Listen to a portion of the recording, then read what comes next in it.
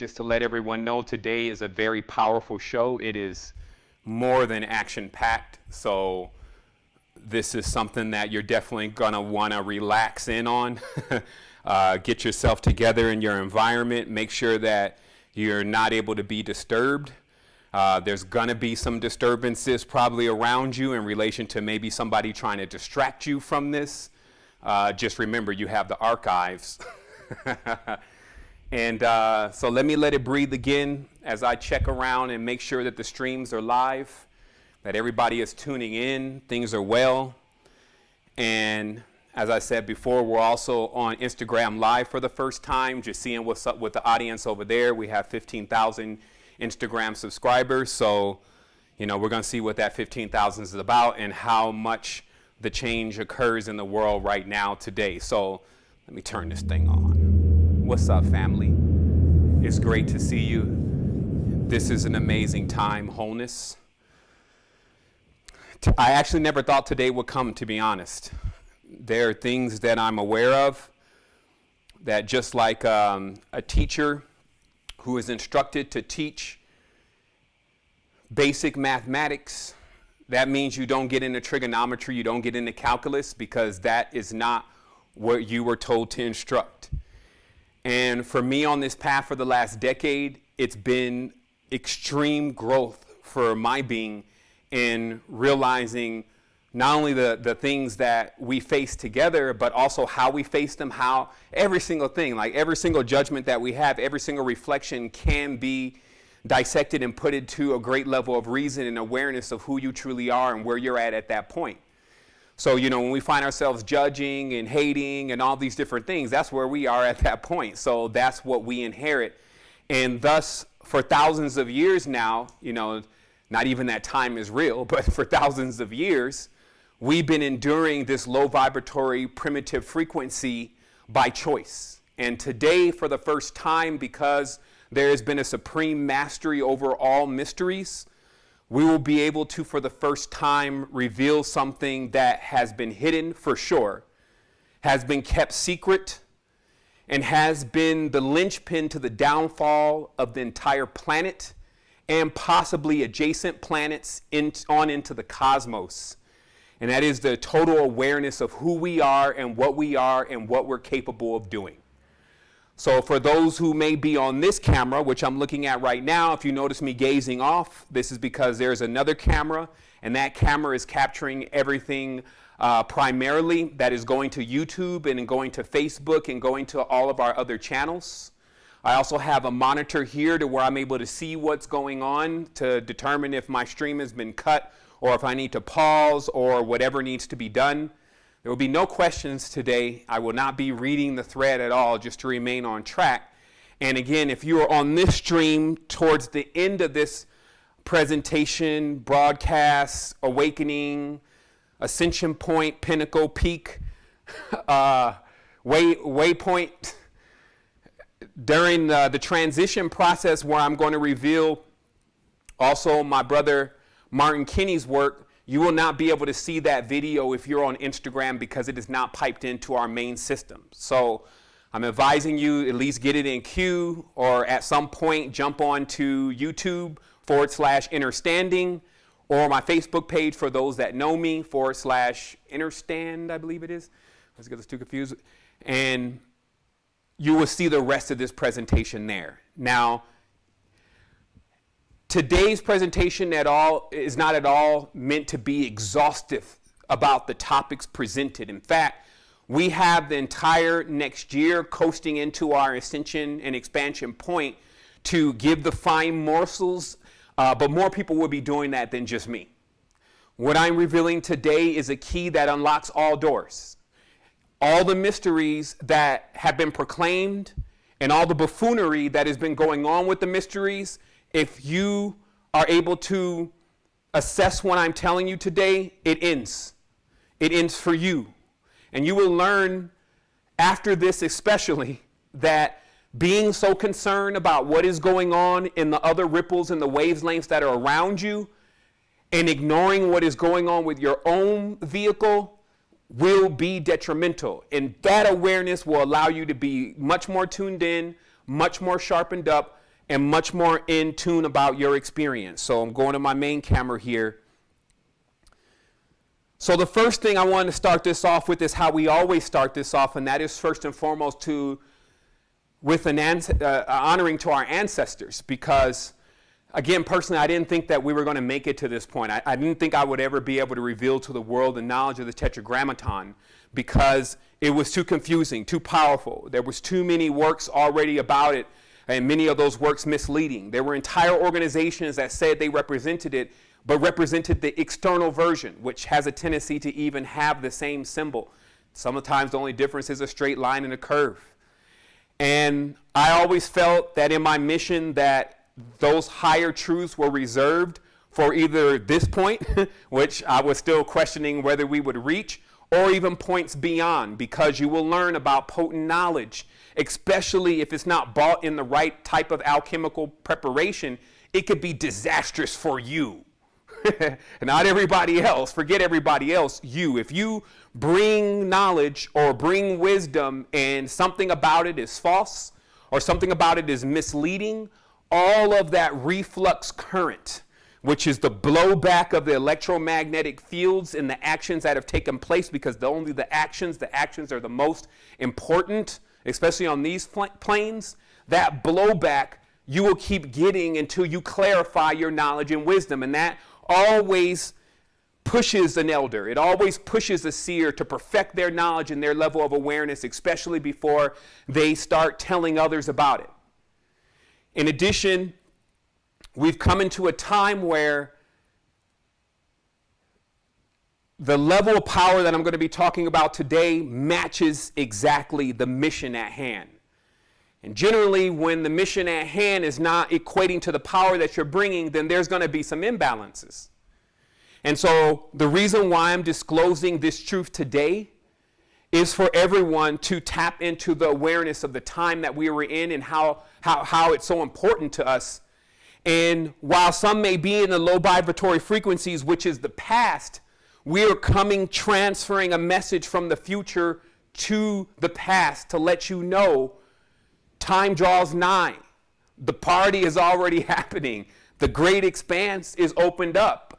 But if you don't make that decision to enter into that space, then you will remain in this current moment of an impending death and desolation and miscarriage of the dimension due to mistreatment of nature and the divine feminine and the children that reside on this plane.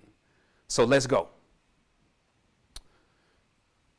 Again, just bringing everything in center on our ancestors who are us.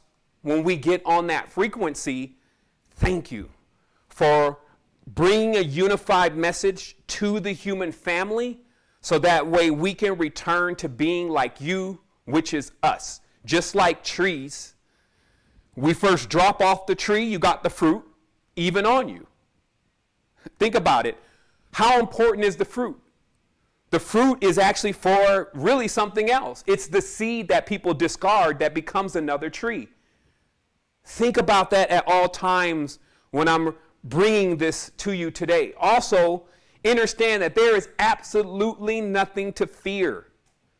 Many here have already discovered and been in touch with their dream body, or at least seeing themselves in the dream, flipping all around, doing all sorts of wild things that they've never even thought that they were capable of doing, speaking different languages, karate, flying, all these different things. So trust that that is you and more, no matter how much you want to separate yourself from that reality and truth of your power. But it is also that space in which you experienced that you're capable of doing that is more closer to the realms that I'm going to speak of today, the transitional realms, because everyone will transition. Also, giving condolences in great stages of thanks and honor to my cat, who decided to leave us this Saturday or Friday. And just the experience that I had with that cat and how it also taught me that, hey, while you're looking at the humans all the time and thinking they're going to be the ones to go next all the time, some of the animals are going too. Because when you see how they behave and how they act and how much love they share, if the whole goal is connection and unity, then they got it. So just wanted to clear that space and begin what I feel like is a great opening to the mysteries. So first thing is, time is frequency. There's no rush today. You can watch this for the rest of your existence if you wish. And it's all that sometimes the expectations that we think about in our minds that others have of us that don't allow us to transcend into what we truly need to transcend into. So we won't allow that to happen today. And I'll take it at the pace of how knowledge should flow. Time is frequency. Okay? Now, the current concept of time that you see on the clock seems to have nothing to do with frequencies. It seems to have to do with getting to the job, picking up somebody, jobs, work. The clock seems to have been solely invented to let you know when you need to get to work and what time it is. It seems to not be connected at all to our personal vibratory frequency unless you look at it just so much more deeper. But the truth is, brothers and sisters, that time is actually a frequency. And what this means is that your high vibratory ancestors are in the future. As you continuously bring up your vibration, you actually connect more, you amplify, and this puts you in contact, if you may, with all that you knew not while you were in division. So high vibratory frequency brings you into a united field where you become aware of things that you weren't aware of before. And that's why many things are actually synonymous for high frequencies. Knowledge, intelligence, crystals, right? Like if you really measure this stuff on an oscilloscope, you know, we love to mate our metaphysics with our physics, with our engineering. You measure frequencies on the oscilloscope, you'll know what high frequencies are. Gases, these kind of high frequencies also reside in a certain space in our time. Literally. And it is the space in which they reside in that is governed by their frequency. And so too for us, it is the space that we reside in, mentally, physically, and spiritually, that determines where we reside. And even if we pick up our mental frequency, but our spiritual and our physical frequencies are still low, they serve to pull the rest down. There would need to be a complete unity in the field for you to be able to accelerate, especially to make it beyond many of the fields that are out there. And so what this kind of looks like is like this. Mind, body, soul, and not necessarily in that order. They oscillate. And that if you can't get these two to agree, the wheel won't turn. You can have this one going in this direction, this one going in this direction, but because this one will be going in this direction, it will slow things down. And in fact, you can place damage on this one by struggling against it. So some have allowed their physical frequency center to overthrow their spiritual frequency centers and mental frequency centers. And they've stripped and ripped these other two forces and have a hard time re-engaging them, have a hard time getting balanced. Okay? Now they love to show you balance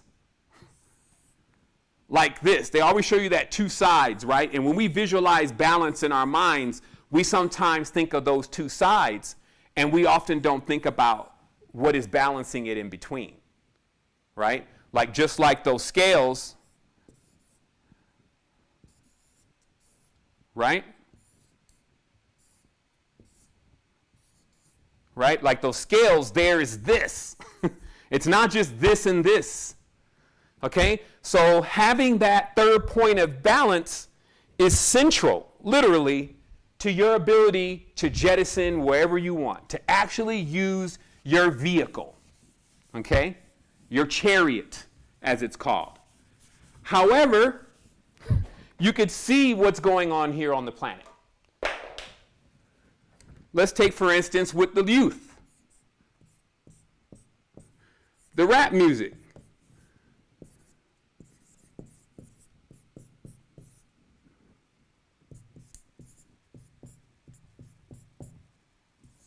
Right? So lean, all right? That's the, sag. Okay?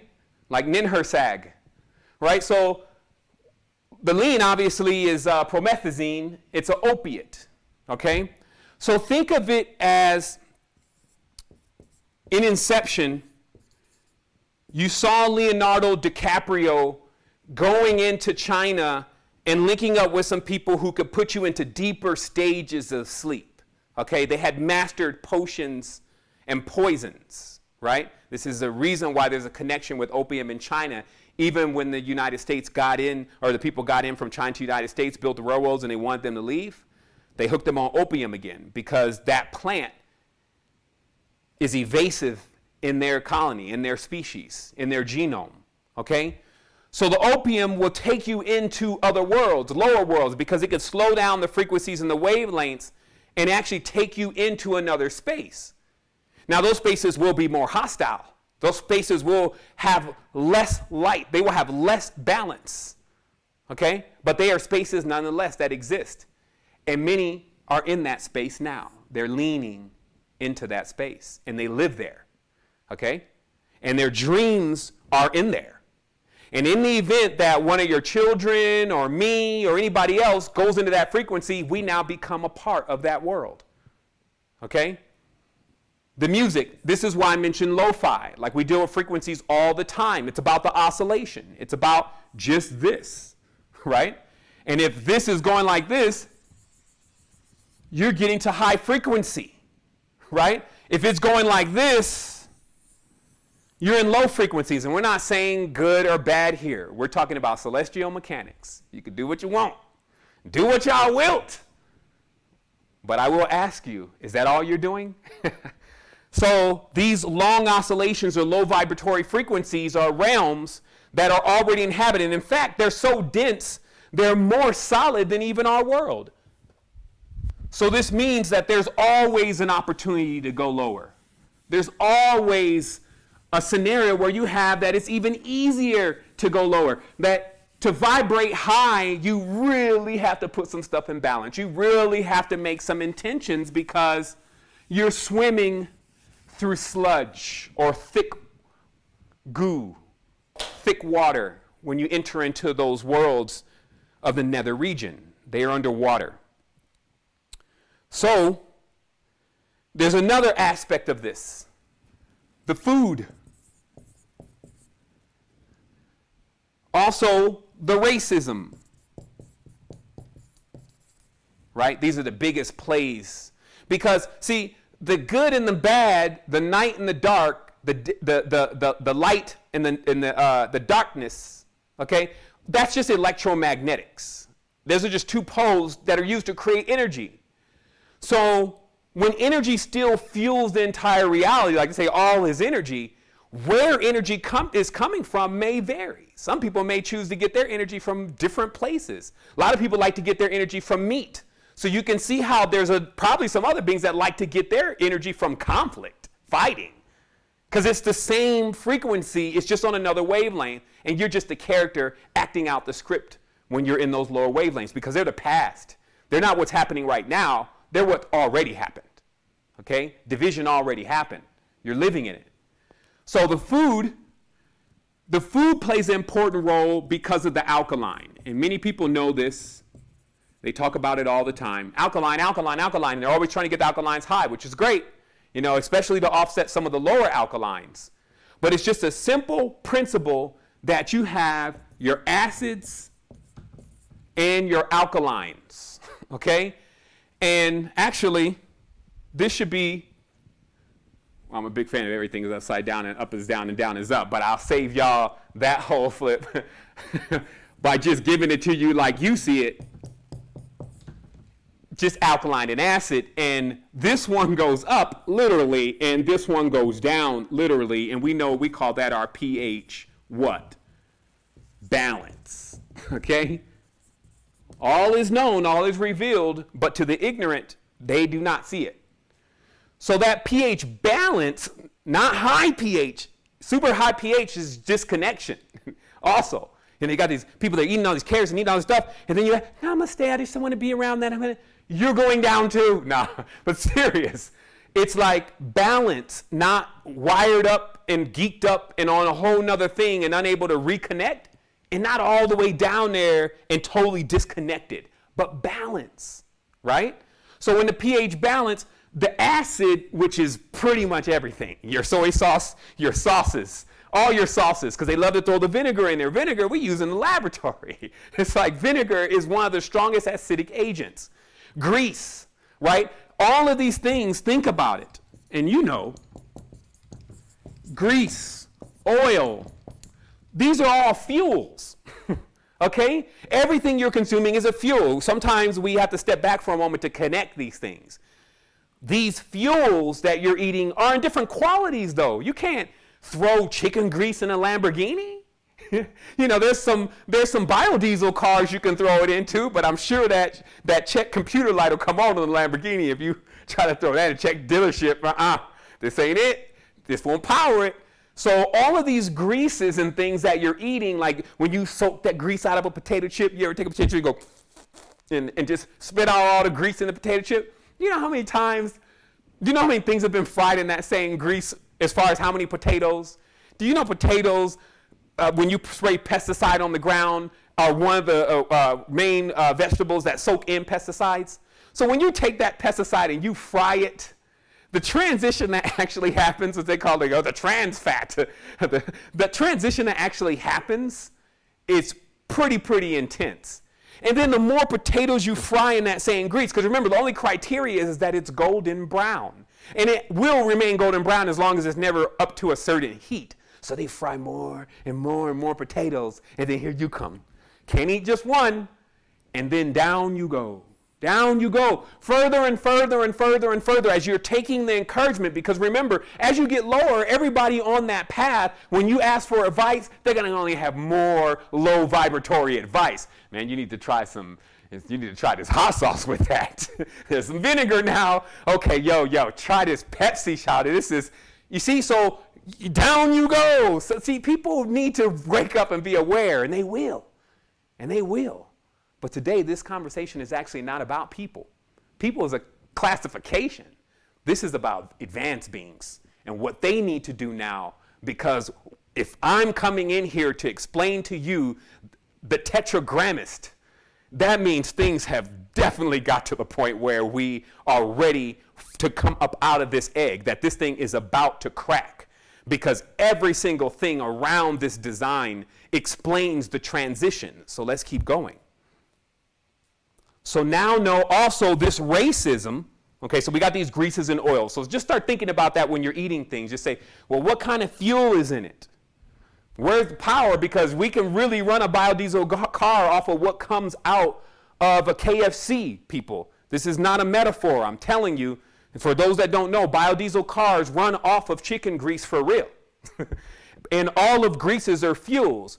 And your body is taking that grease in as a kind of fuel, but it's a low-grade fuel for you. And I'm not just talking about chicken grease. I'm talking about like a lot of the oils, the mixed vegetable oils, all those different oils, okay? And these serve to push you more into the past, so much of where your sleep, this is how sleep happens. Keep seeing WorldStar throw up Chinese videos about them eating dogs and stuff, right? Wondering why is it so instrumental for this network, who is not owned by Q and is definitely owned by the Jewish mafias, the ones who run the media systems for sure. They would have seized that even if they had to do so in court.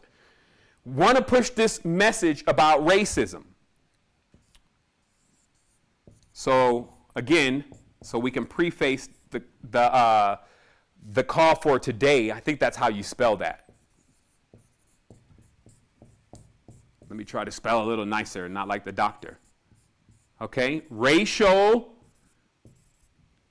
and ratio. Okay? Why? Why do these words connect? Because the ratios or the geometries control the division points.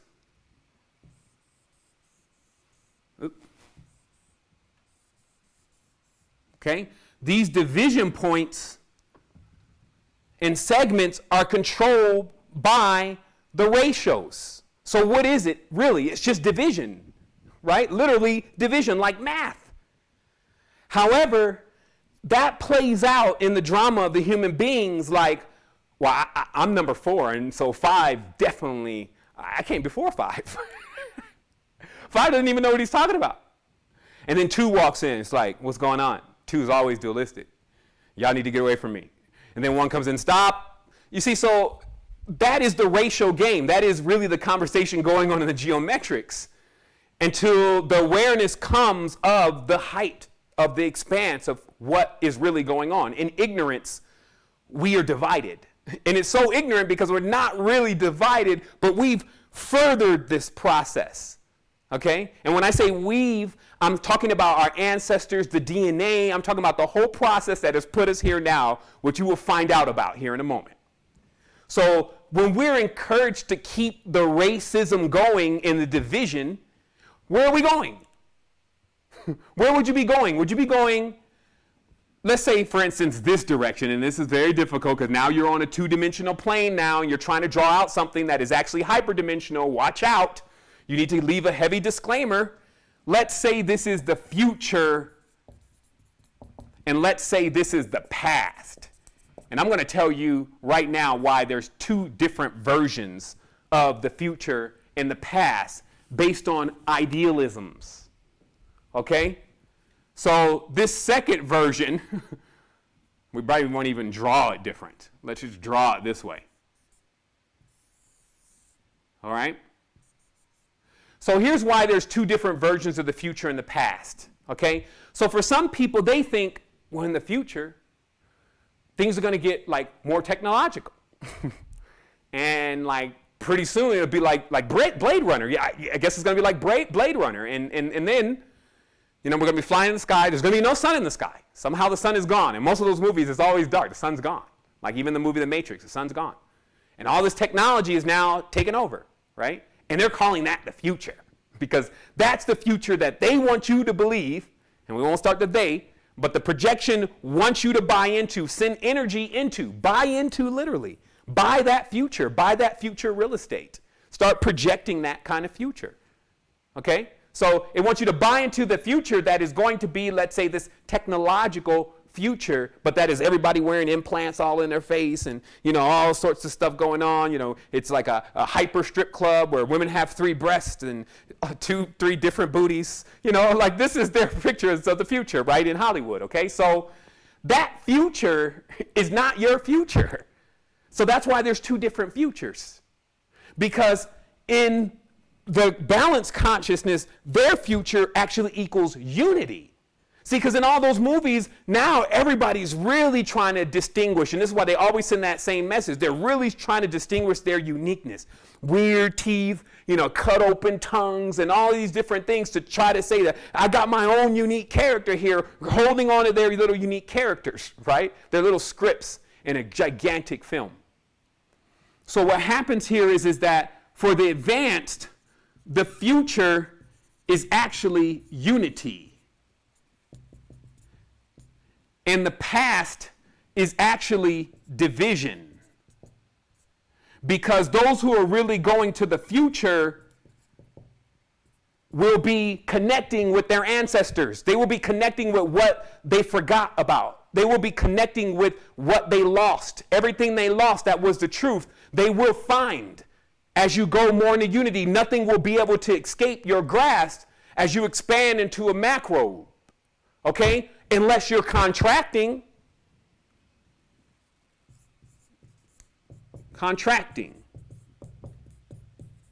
which are judgments.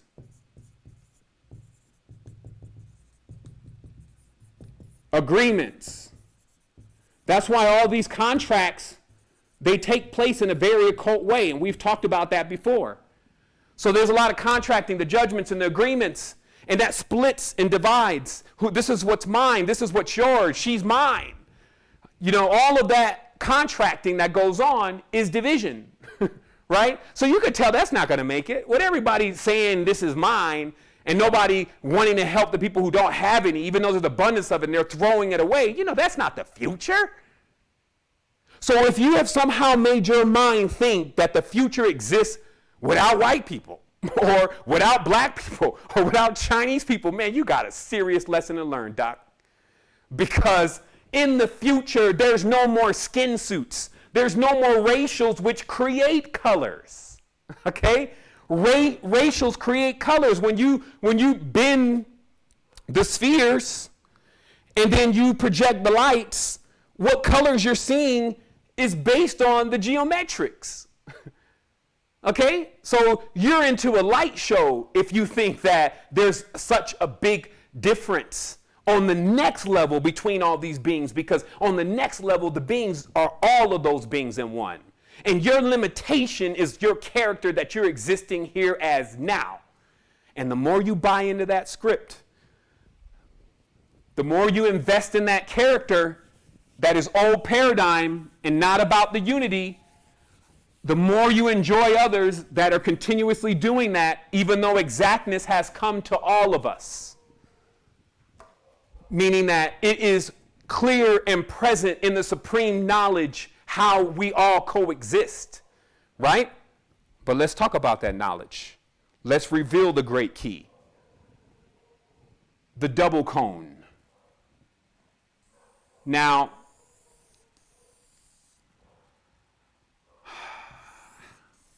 on December the 21st of 2009,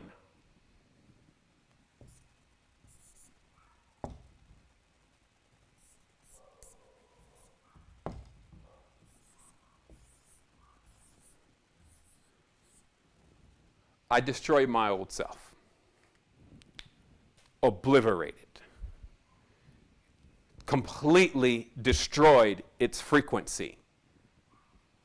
Okay? And I'm going to explain to you how that came about really briefly and why I'm saying that's what happened. My life forever changed at that point, as for many people after today, their lives will be completely changed. They will not be the same. It will be more expansive from here. So on December the 21st, 2009, I was finishing up a project in the A in Atlanta. And as usual, more money was going to be pouring in. Like I had my stuff together. There's a few people that know me back from that day, but there's some folks hanging around like my brother Life, knows how I get to it. It's never been an issue for me to have prosperity. My issue has always been my consciousness and understanding what's going to happen when we die. And in focusing on that, I was able to achieve in the first part of my life everything that most people would want. I won't say with ease because nothing's easy, but I was able to get that achievement happening.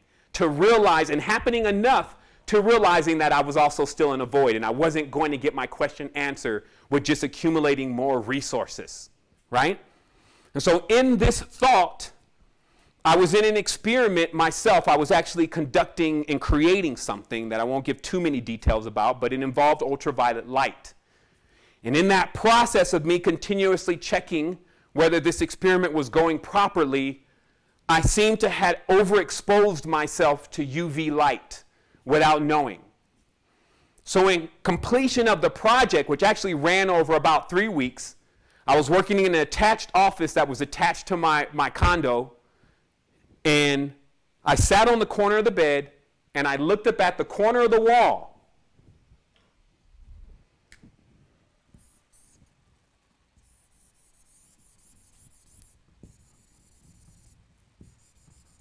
All corners of the walls look the same. They're called oobs. Light gets trapped here, according to the Sumerians and many other traditions. In the corner of the wall. When you turn on the light, all the darkness flees towards the corner. When you turn off the light, all of the essence comes from the corner. Okay? So I'm staring up at the corner, like, because I'm a little exhausted. I've been working all night. And I'm like, okay, man, this is finished. I'm about to go collect my check. It's going to be on. And all of a sudden, I went through 5 minutes of deja vu. 5 minutes. And if anybody has ever been in deja vu before, you know that even a taste, a millisecond of deja vu gets you like, yo, what is this? Yo, my birthday, I've seen this before. What is it trying to tell me? Maybe I need to sit down and meditate. 5 minutes of the whole thing. Rotations of energy. Basically me being brought to the awareness that I was in a circle. And not only was I in a circle, but I had a pattern that was letting me go to the height of things and then crash. Go to the height and then crash, which was so damaging to my being. It had happened already 2 times. Okay? And this intercession from higher self, which is me, this intercession was taking place because I was on the cusp of crashing again and didn't even know it. And what it disclosed in that 5 minutes, in that rest of the 2 weeks after, was every single key to not only how this reality works, but multiple realities. It was so much information, it just produced the code to the matrix, and it gave me what I felt like was 60 million years worth of knowledge to decrypt. And I spent the last decade decrypting that knowledge, compartment by compartment by compartment. Because even trying to take it all on at once, which I've done at different times with different kind of substances, it still would not let me get my arms around it. I felt like I'm just not getting my arms around it completely on what it is, so I'm not sure. Today I'm sure. It was very elusive because of time and when it was time to bring this message. So this double cone, okay, because no, this is just one, right? This would basically signify light and darkness, okay? Life and death. And let's look at that for a second.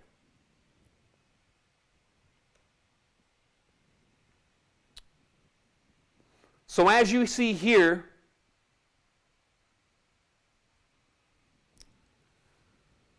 you have a double cone.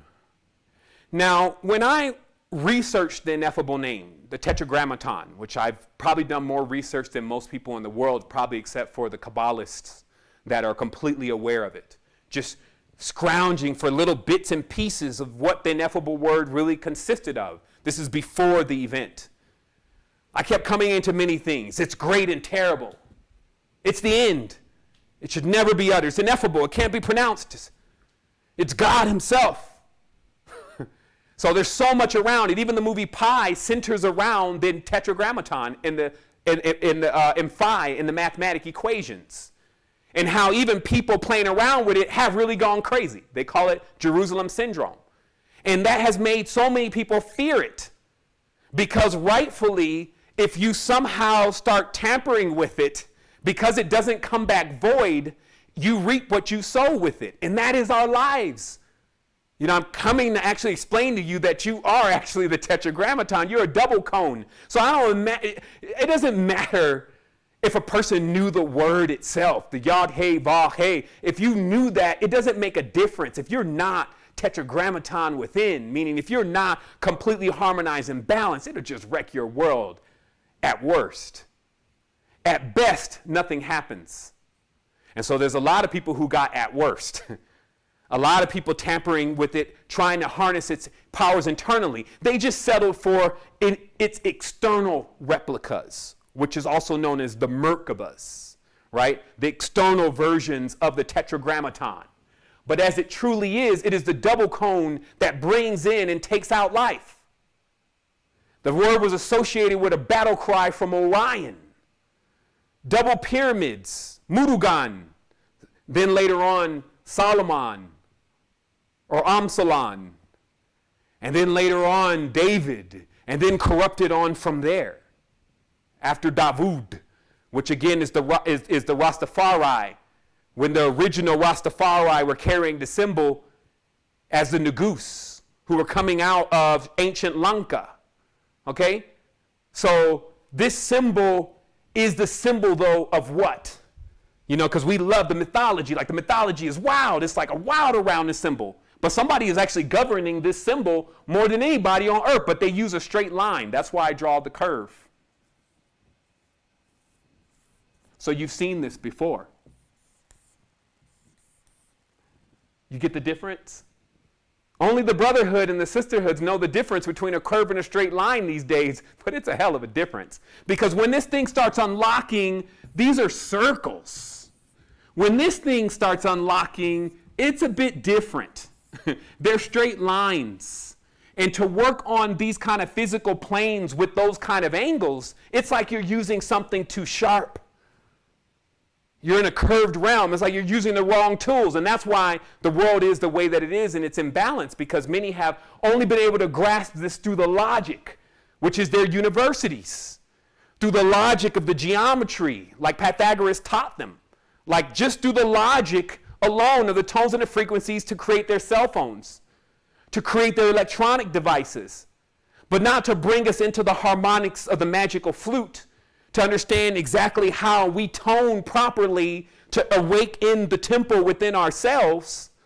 You know, like none of that. Just all the external logical side of its use, which is abrasive.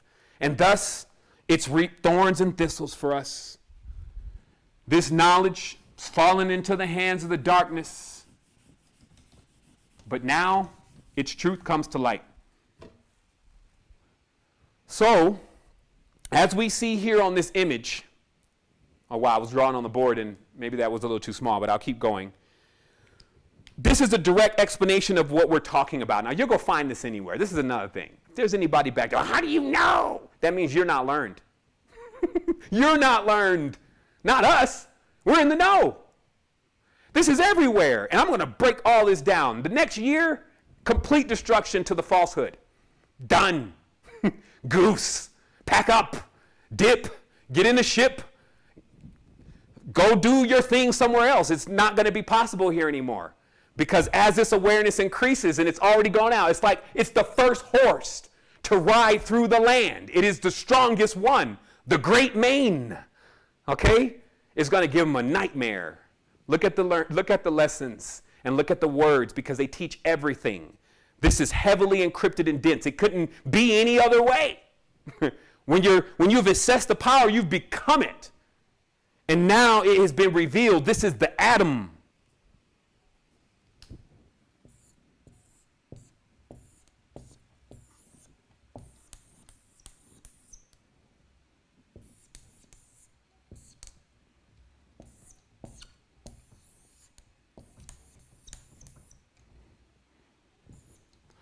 We should write this one really small,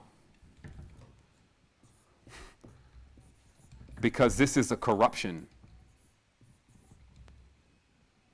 Adam, who is supposed to be a man, an actual male human being. So let me show you something for all those who think they're learned about what Adam is. See, now, external Adam is Kahin. Okay? That's why I told you this is where they get the word Cain. I'm going to switch the screens in a minute. Cain, Kahin, king, queen, Kohen, or Cohen, okay? Priest king, right? So the externalized version of this power is called the Kahin. That's why all the king queen, rebus, actual androgynous. They're still androgynous hermaphrodites today, so this is not something that you can, well, maybe, no, Google, okay? There's hermaphrodites. Just as in the beginning, there were more hermaphrodites. Later, there's less and less and less of the self-production because of division. A hermaphrodite is symbolic to an external being that can self-create on its own, and that was known as the first king, okay? Because the real parent of humanity. Okay, it contained a womb and the phallus together, not separate. A sun moon. Okay? So in that tense, the external one, because everything has a counterbalance or a shadow. Okay, the external one is Kahin. It's the as below. It's the one that's acting out as the ruler on the physical planes, because on the higher planes, this is the real control point. This is the centerpiece, which is you. But on the low end, they will tell you it's not you. You're everything but the king and queen of England and all of this. You're everything. Those are the Illuminati. Those are only the 1%. You're not a part of them. That's what happens when it's juxtaposed. The full position is juxtaposed, as they say themselves. So the Kahin, listen to this, what it says. The Kahin, being YHWH, which is YHVH, do not get confused, who is YHWH itself, incarnate, but in a state of insomnia. So they're telling you, or amnesia, they're telling you right here. Okay, this was taken out of one of those old books on Gutenberg that was about to be burned. That, Seven's been up late at night 5 years ago, Googling all sorts of wild keywords and coming across so many things and OCR in it and listening to it at the gym while I'm working out, getting this knowledge, working on bringing this to humanity in some kind of way, and also taking myself to another stage as proof, which must accompany each other. It's a hell of a path. Life has showed me so much in this last decade.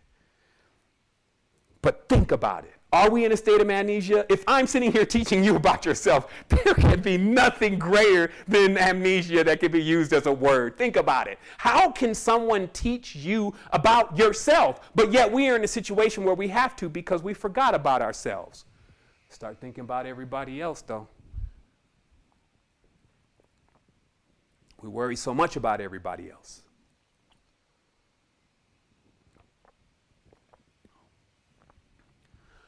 What's so-and-so doing? What did Kanye? Kanye's running now. Look, he's running. What is he running from? Now it's him and Pusha T again. Pusha T versus, who we going to throw in? You see what I mean? Like, oh, it's Kim. Kim's doing this. Everybody else, but not yourself, right? So watch the play. Even them, though, remember, all will come forth. All will come forth now. There is no more division and separation. It does not exist. It was an illusion. There is no more judgments. I remember somebody used to say a long time ago, well, maybe the Illuminati's and people, the reason why they don't, because we won't accept them. And I don't know about all that, but there will be nothing left but that center island. And we'll talk about that here in a minute. Quick sidebar for those who may be running out early. Realize that, hey, man, I need a little bit more time to be able to get this. I got to run off. Check out Martin Kinney. I left it in the description because the brother has put some stuff together, which I'll talk about in this conversation, but I want to make sure if anybody's running out right now and got to go and may not make it back to this conjunction point, the control piece, the calendar, the brother is on it. So check out Martin Kinney, save him on Facebook, show him some love.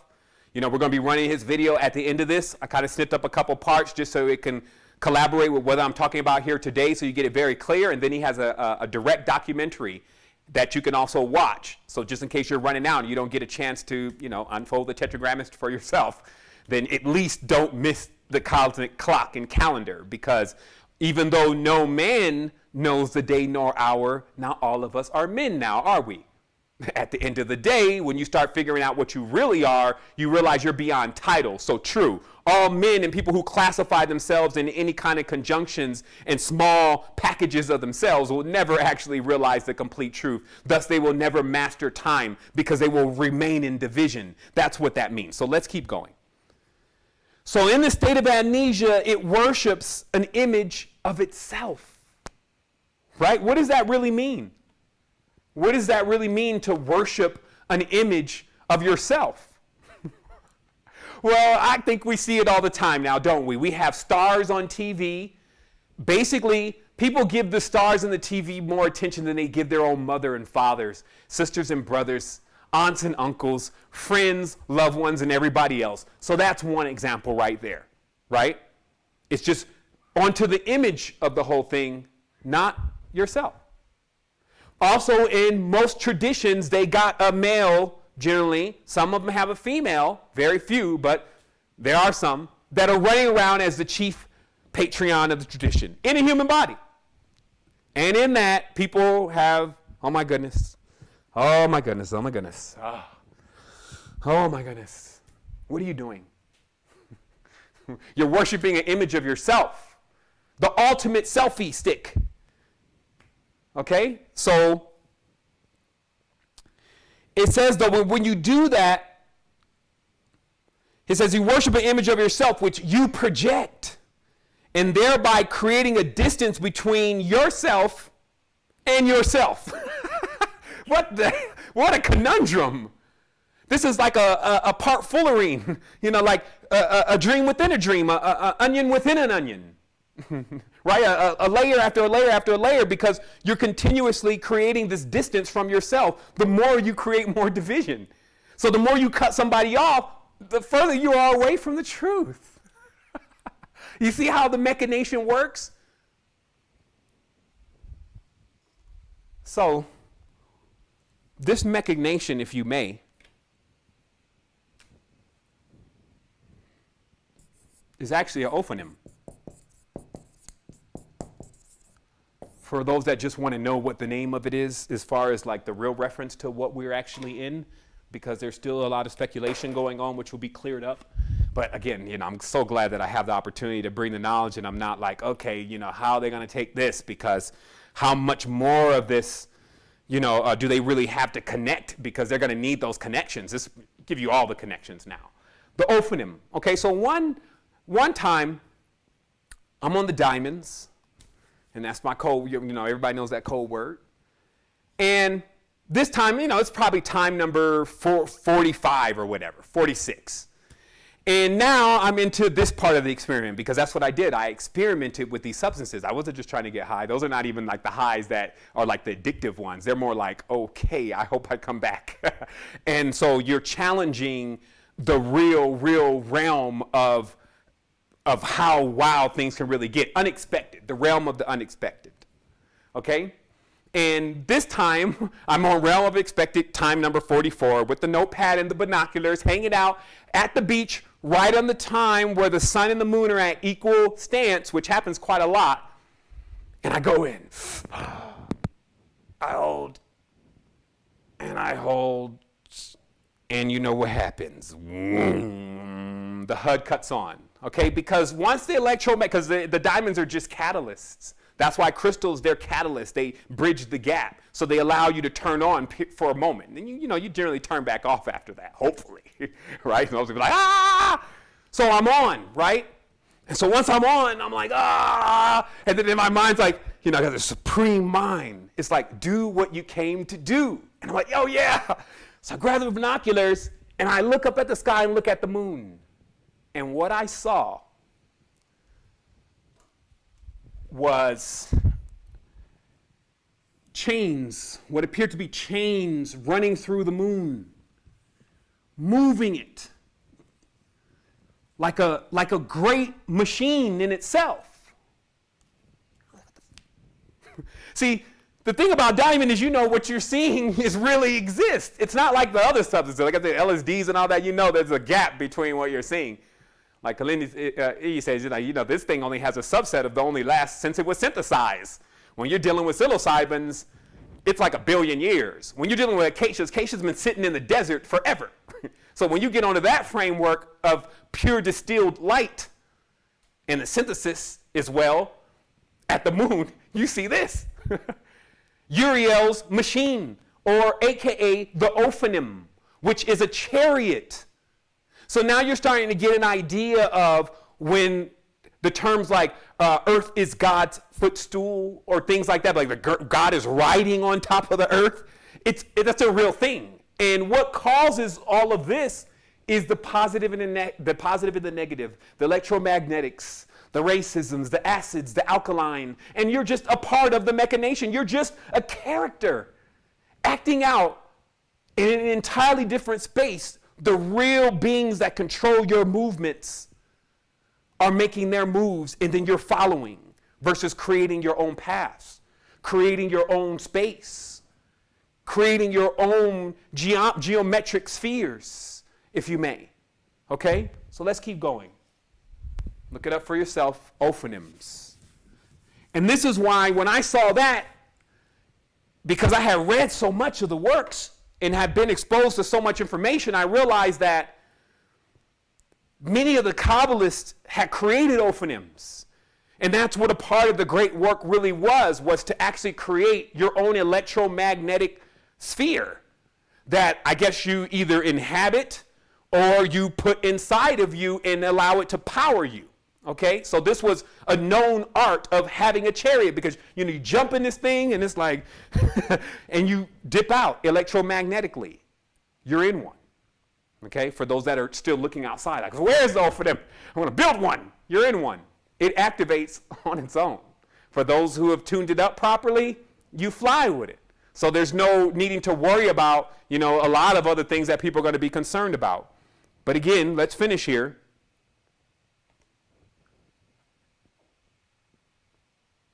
Since this form of worship reflects a lack of self-knowledge, it is rejected. You go nowhere. The whole division, external, lower, state of amnesia, worshiping self, don't get in. Don't let him up. Not ready. So, meaning that what happens on the higher planes, as you'll see, just explained so eloquently by myself and Brother Kenny, on the higher levels, here you come, big Titan. And you're standing on this little bitty wafer because nothing up there weighs anything. Just like in real physics, at the top of this whole vault that we're in, the air that's up there, if you may, the particles are so small because every single thing else that's dense is below it. And that's how the reality is anyway. It's layered by gases. It's layered by elements, right? So at that top, right? That stuff is minuscule and small, so it can all remain connected and firing in between itself. And then here you come. I guess you're not even Jack. You're like who Jack was coming to visit up the beanstalk, right? Like you're the old giant. And you're trying to get on this little wafer with all of that weight, all of that baggage. That it's not going to happen. So this is what occurs truly in this reality. If you can't vibrate high, you cannot get into the center column and into the center of yourself. Because the wave oscillations, just like you see with the Kadusha staff, the wave oscillations of the two serpents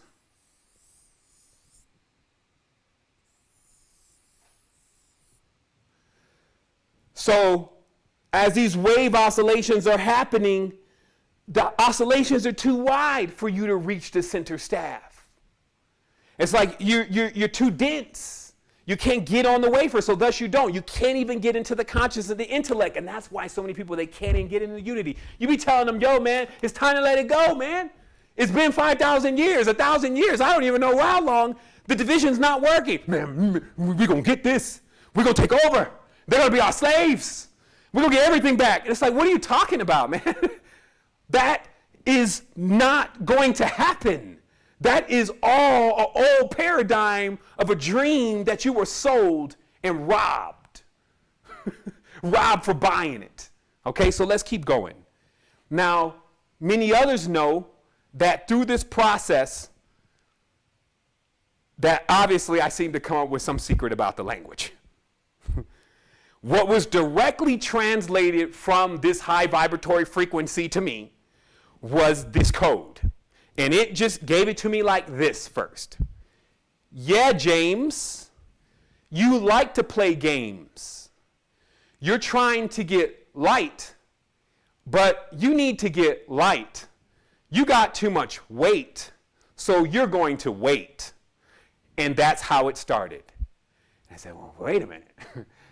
Those words are all like the same words, but they all have a different meaning. I said, no, they are all connected. And this is what you will learn. And through that process, and it was like wild.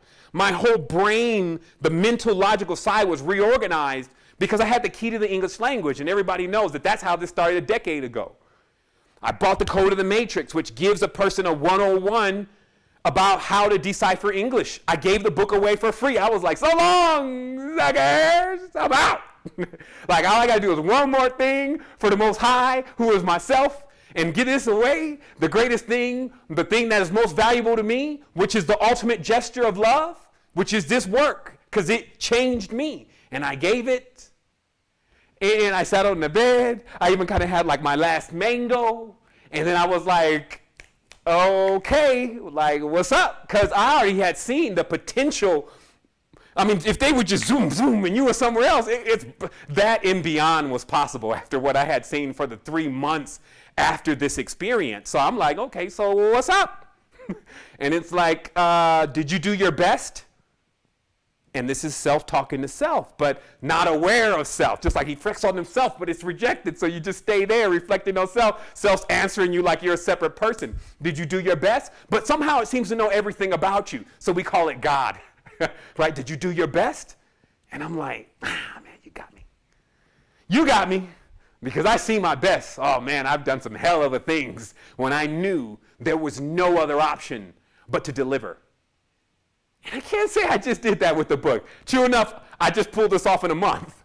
But I could do a lot more because I know a lot about technologies and I know a lot about how things really work with people's mind and a lot about businesses and a lot about all that. And if I fired all that into this too, I'm sure to become something different. But surely you're not asking for that, are you? Oh no, we're not asking for that. Just create a simple website, make sure people get the book, and then you'll go. This is literally a conversation that went on for at least 4 years of me doing greater and greater things, breaking open more vaults, explaining greater and greater things, and of course accepting the ridicule, accepting the complete destruction that was happening in my household and my family from others who were just sending negative vibrations and energies as they were making their transitions. The total ousting and blackballing because I wouldn't be accepted by the black community completely because I liked white people. And they didn't accept me too much because I was black. And so I ended up staying in between, like where I like to be, right in the gap. Perfect.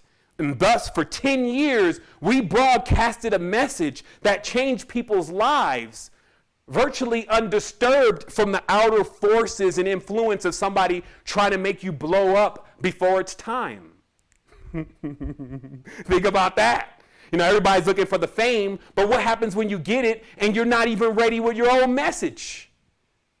I saw brothers attract 2 or 3 or 4 or 5 million views on a video and had nothing to land people into but a couple hats and t-shirts. Not a real mission, not a real cause, and yet they persist.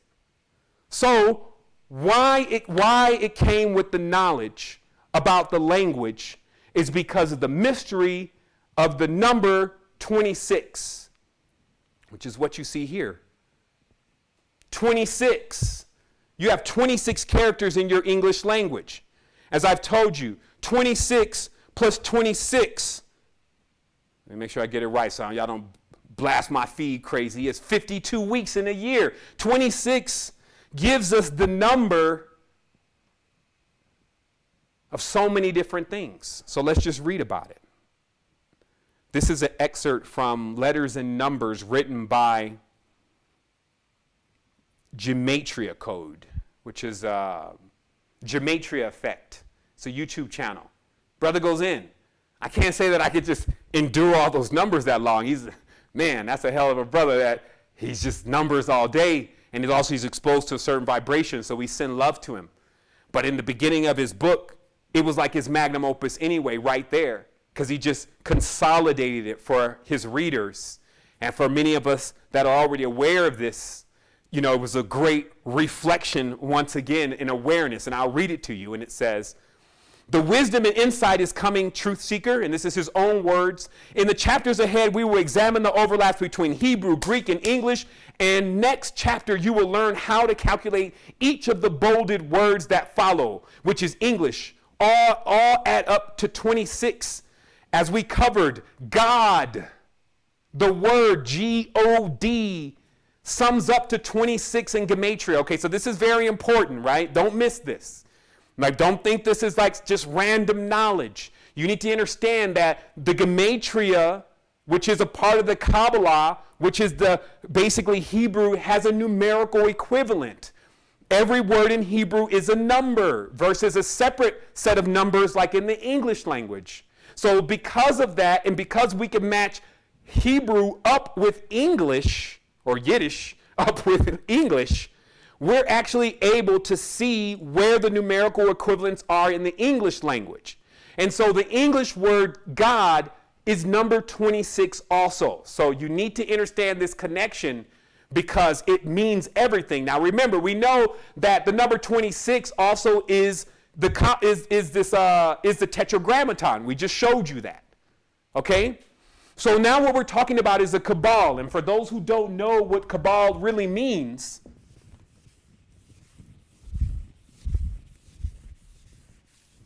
and I love to see the students come and teach because there's so much more building and inventing I could be doing as the mantles are passed.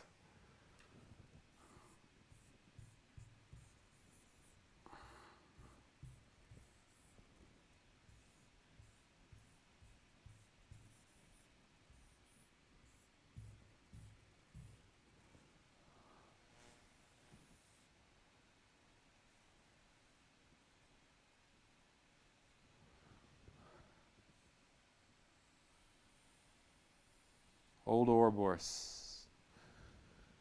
The Cabal, or the cable, meaning the beginning must connect to the end. The A must connect to the Z. Only oral resuscitation will suffice. You must be told about it directly from a master who knows about it, right? So what are all they saying? Like, okay, you're shrouded in a mystery. Like, they've done so well at shrouding it in mystery. Can you do so well at simplifying it? A cabal or a cable is what this word means. It means the beginning connects to the end. But what did we just see? Let me turn this on real quick. Okay, so you see that on the screen. The cabal, the cable, right? And the cable has a beginning and an end. That's why I say it's Alpha and Omega, the beginning and the end. This is the Kabbalah. Okay, it connects. It's A to Z. Okay, it's 26.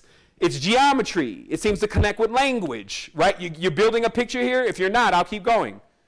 So this image, like I said, again, is showing you this is what all this means, because it's showing you the future light cone and the past light cone, the beginning and the end, and extend a little further than that.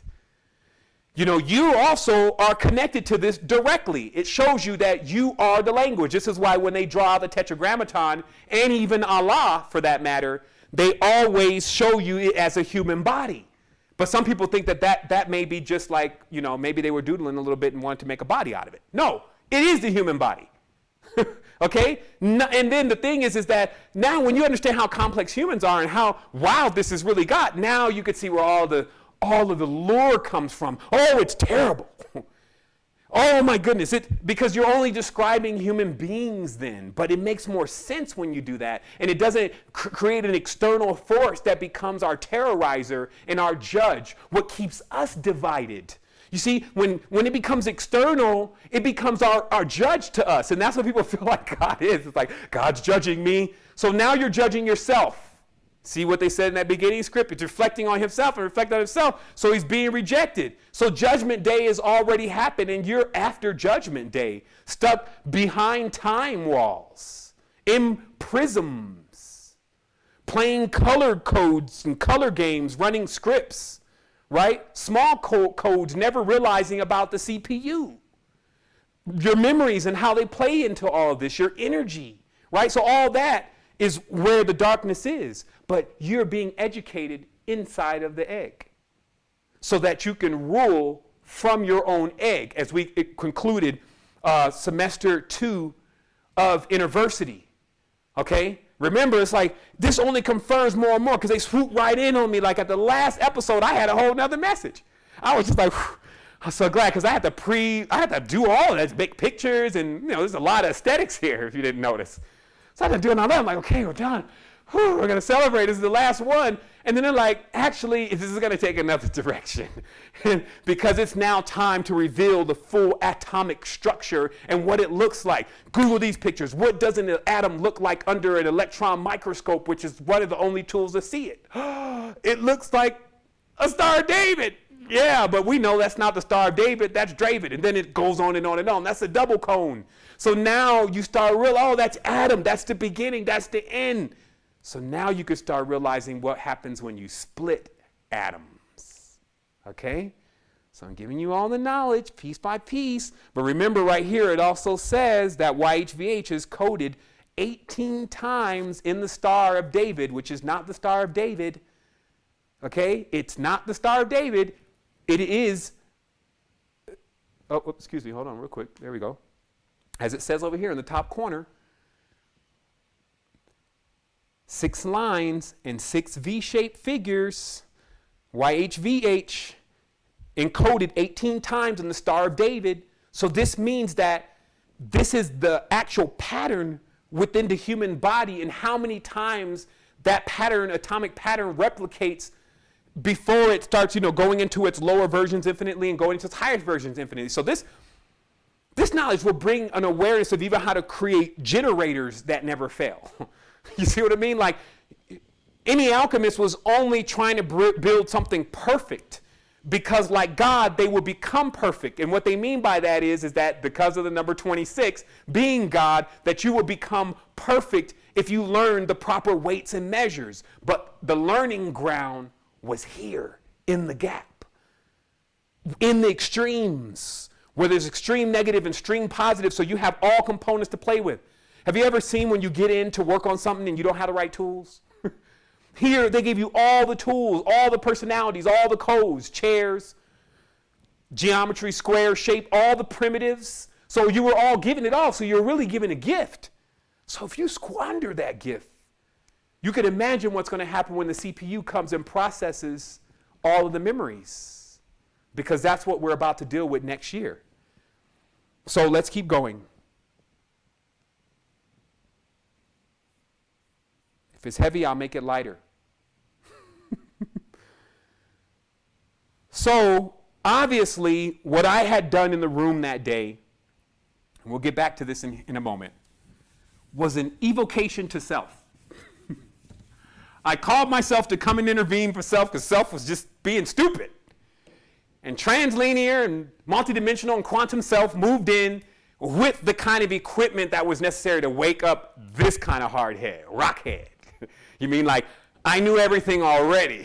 So at that point about the physical world, it was very difficult to come at me with some kind of new idea or something that I didn't know about. And also I had a spiritual past, so I had a lot of information about spiritual. So spiritually and mentally, I was very equipped.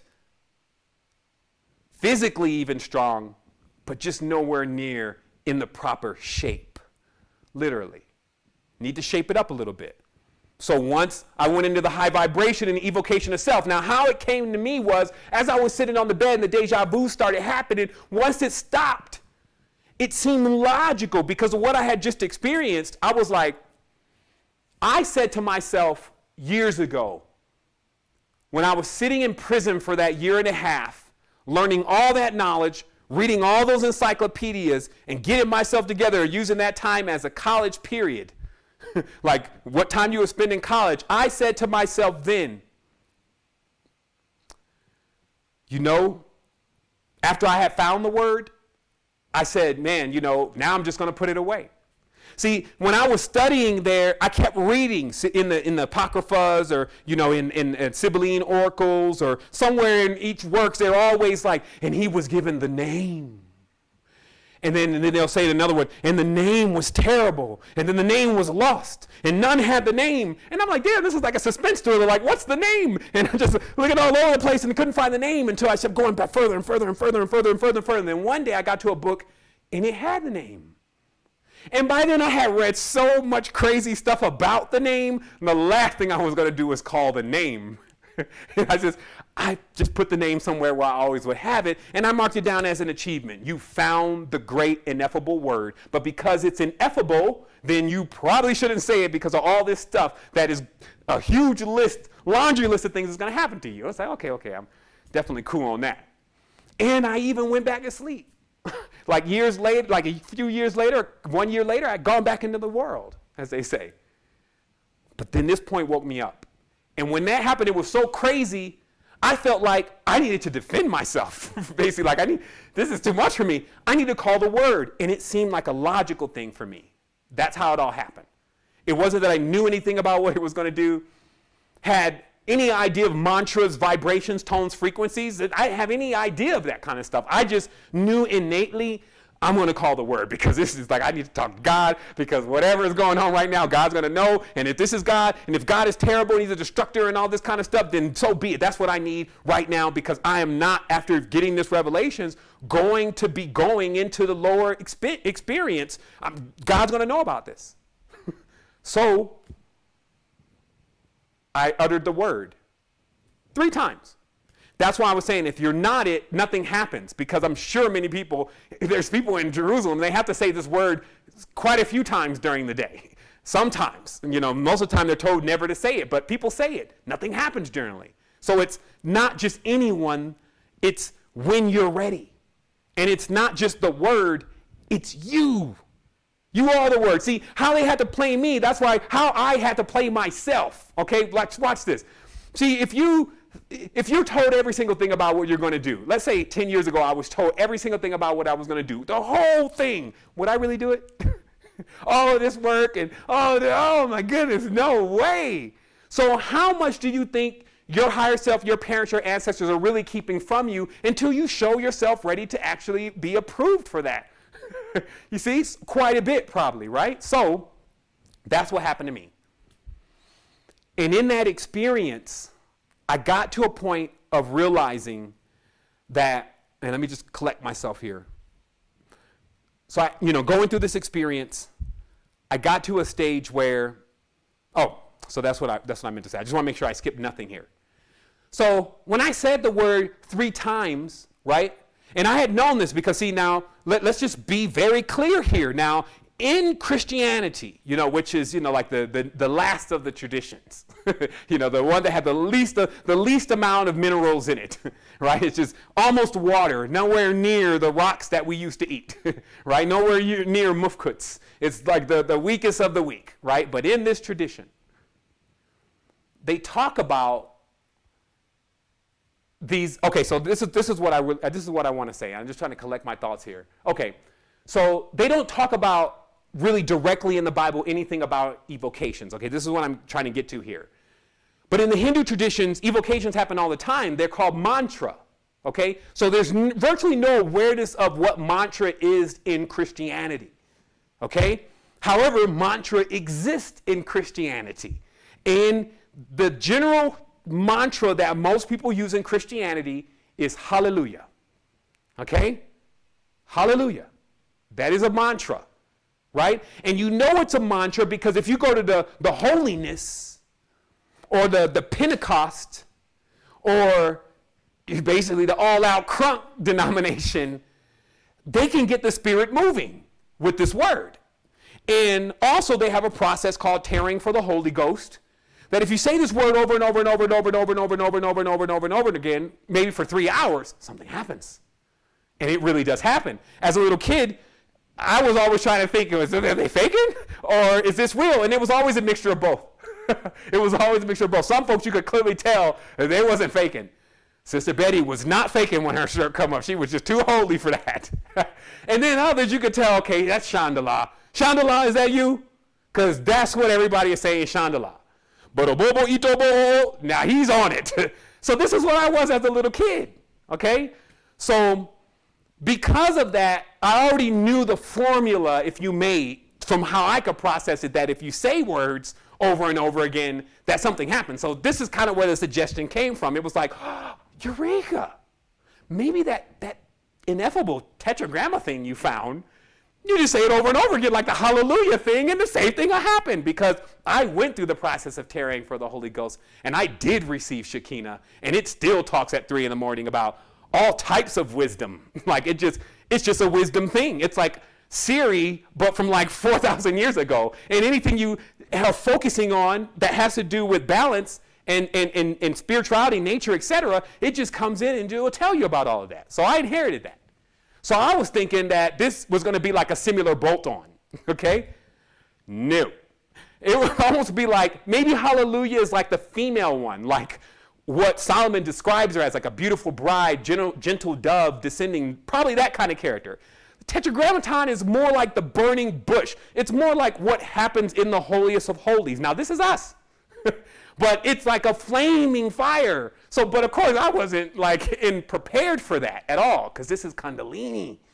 Okay, remember all these symbols, they're all the same. They're Sri Yantric fields without the straight lines. This is Kundalini ready to have its way with me, and I'm just like a deer in the headlights. Hey! So it went. Once I said it 3 times, I felt my body vibrating, because I knew from the tearing process years ago that if you did it on your knees, there's water in your knees, and it seemed to cause a vibration easier. So I was like, okay, let me try that. I said the word 3 times, and the stuff started vibrating. I was like, oh, shit, this works. Let me clean everything up, because I already knew, since I was a kid, nothing filth, get everything clean, take your shoes off. So I was like, okay, we're going to meet God right now. I don't know what this thing does, but it's working. And I also had a friend there in the house with me. Now, he was in the house downstairs, and I had already had the 5 minutes and then the process of coming to the realization that I need to call this name within the span of 3 or 4 hours, and he knew nothing about that. So he thought he was coming upstairs to just his homeboy, and who he came up to was Yah after that, just a flaming fire, okay? So he comes in, he's like, yo, what's up? So I give him the rundown. Yo, this said this, this said this, this said this, and this, and this, and this. The same conversation that anybody would have had with me when I started on year 1. And, my wife used to say always, hey, I'm so glad we changed a lot because, man, I would go at you, and it didn't matter what you believed or what you thought or any of that. You just were going to accept this truth because it had hit me that hard, right? So I hit him. He was the first one to get it. Pure lion breath all over him. And so because he was like a really close friend, he was like, cool, man, whatever. I've been through kind of something like that before. So he was along for the ride. So after I said, so you're going to leave? And he's like, no, I'm going to sit here. And I'm like, shit, he's going to sit. All right. He ain't going to stop me then. I'm not going to be ashamed. And so I started calling it. And maybe once I got to maybe the 7th word or 7th time, that's when I started realizing as the energy was coming up that I couldn't stop it. Because I started feeling a reverberation in the body, and this is Kundalini awakening. And then it felt like water was rising. I'm like, what the fuck? And like water was really rising up my body, and I'm like, man, what's going on? And then he's like, and then everything is shaking that is metal. And things that are not metal, and I've mentioned this several times, or no resonance, are not moving, and this is creating like a warping effect. Like it literally looks like the reality is kind of warping a little in the room. So Buddy is like, yo, what's going on? And he grabs me, and that was right around the time that I was leaving.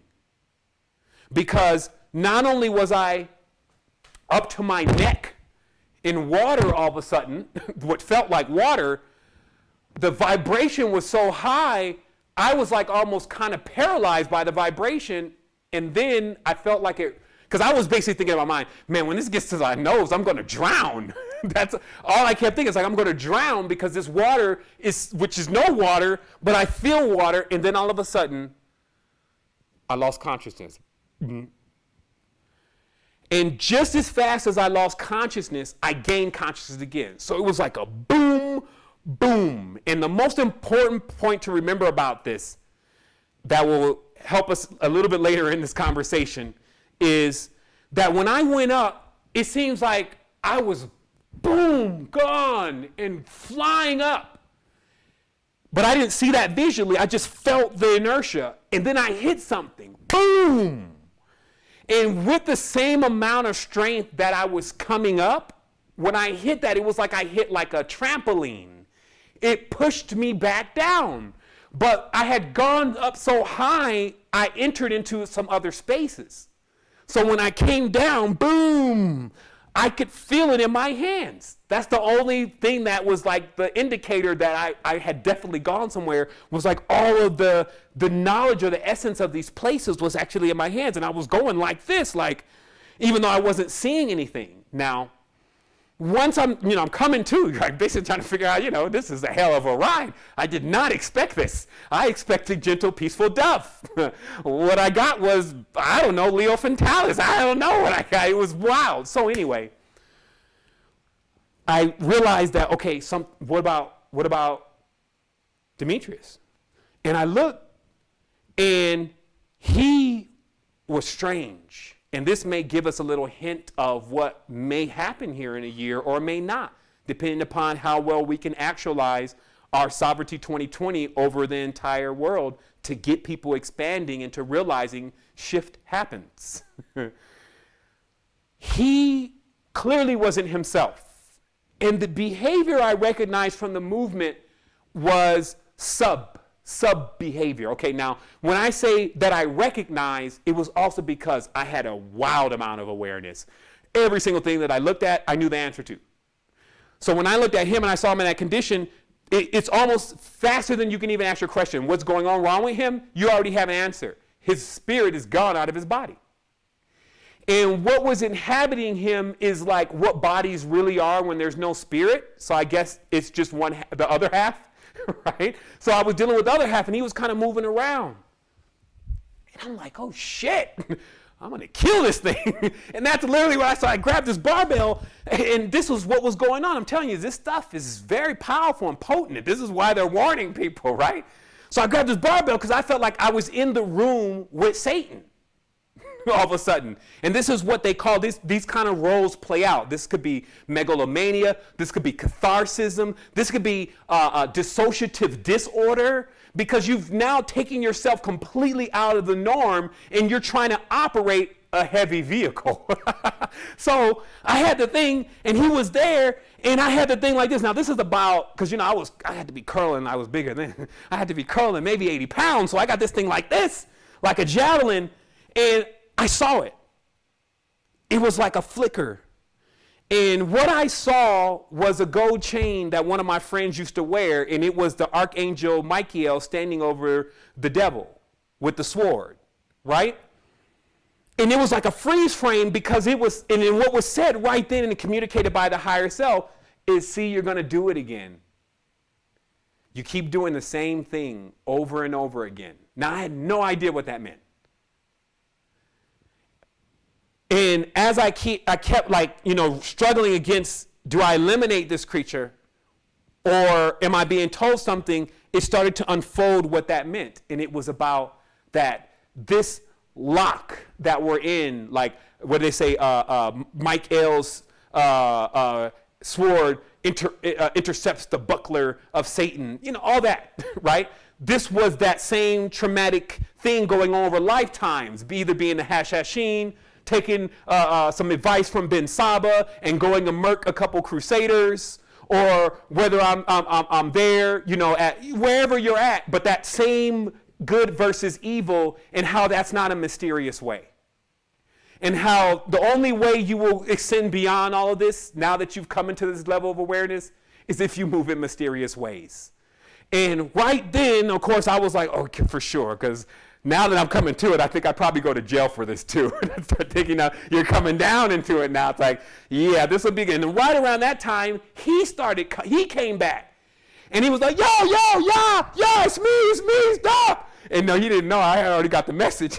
But when he came back, he still wasn't exactly himself. And I'm explaining all this for a reason. Like, this probably would be one of the only times somebody accounts these kind of experiences deep by detail.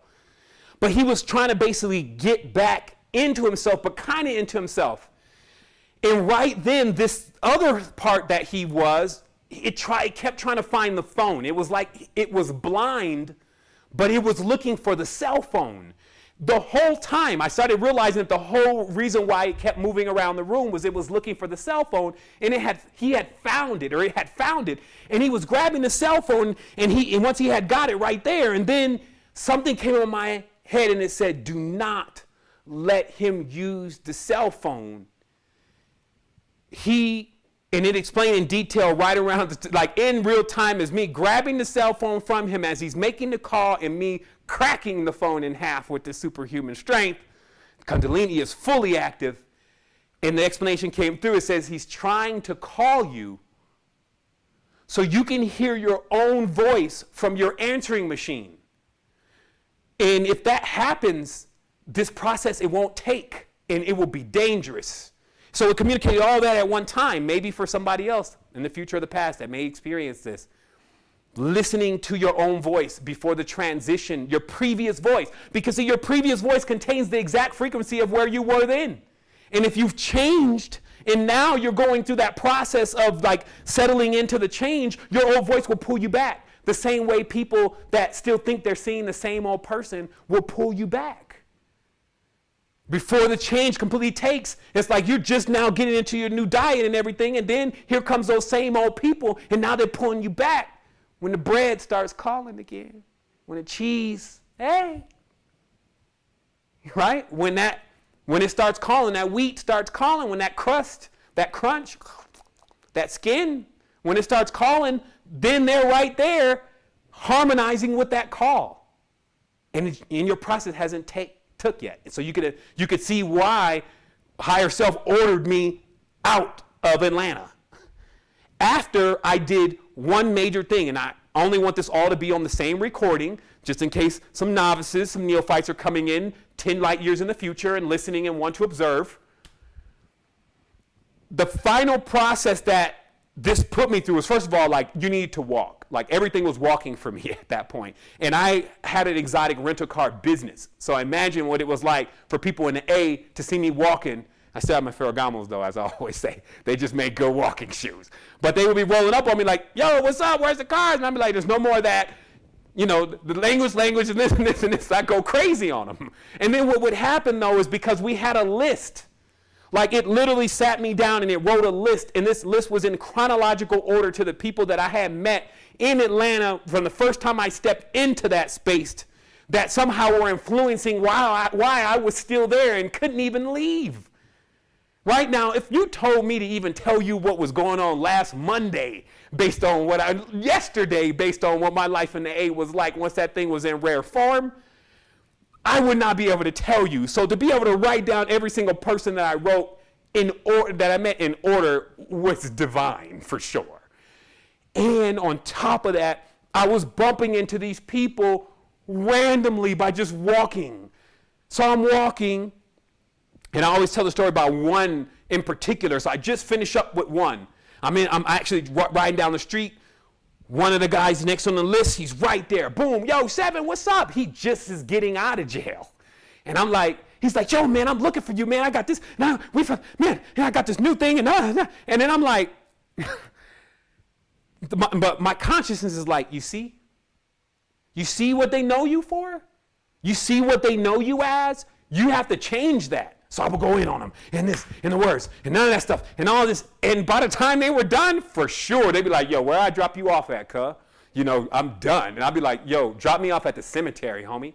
For real. Like, I left, the last time one of my best friends saw me, I told him to drop me off at a cemetery. He was so anti what I was talking about. I said, man, drop me off at the Jewish side of the cemetery, man. It's a little bit more peaceful over there than what you got going on. And it was. So the reality is, though, is that there was a literal changing of the solid eidolonic projection that I had created in pinnacle people's lives. Even to a point where I was coming out of the store, I had just got some water, and I'm looking down at my list, and I see it's Ahmed next, and then I go and open the door, boom, I run right into somebody. I'm like, I'm sorry, and I look, and it's Ahmed. And I'm like, but I had already seen so much by then, none of this was a surprise. So I just go right into it. He, say, hey, my father's in town, went to meet his father.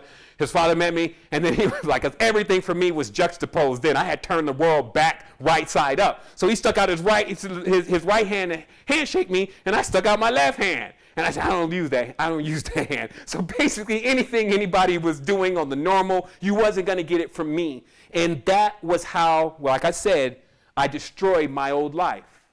Because after I spun out of that ring, the last person I saw was my mother. I sent her on her way back to San Diego or California, packed up everything.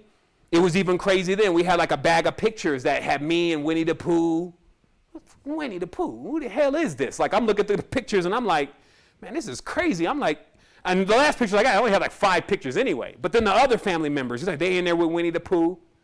And then the mind was like, the consciousness was like, this is what you need to go at. You need to get rid of this. And I'm thinking like, come on, man, we can't get rid of the family pictures. These are the last of the last. So I wasn't going to do it. Nah. My brother came home.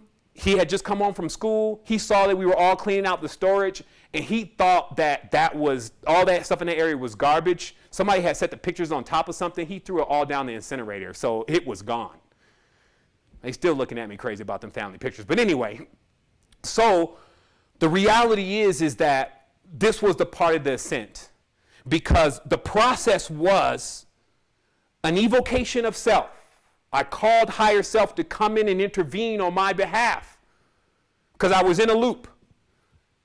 The vibrational shift, clearly there was a vibrational shift, then a fallout. I fell out with everybody. We were always on a different frequency after that. I had to get out of there. It only took me a month to shut down every single thing I had. And I thought that it would take a lot longer to close down my empire.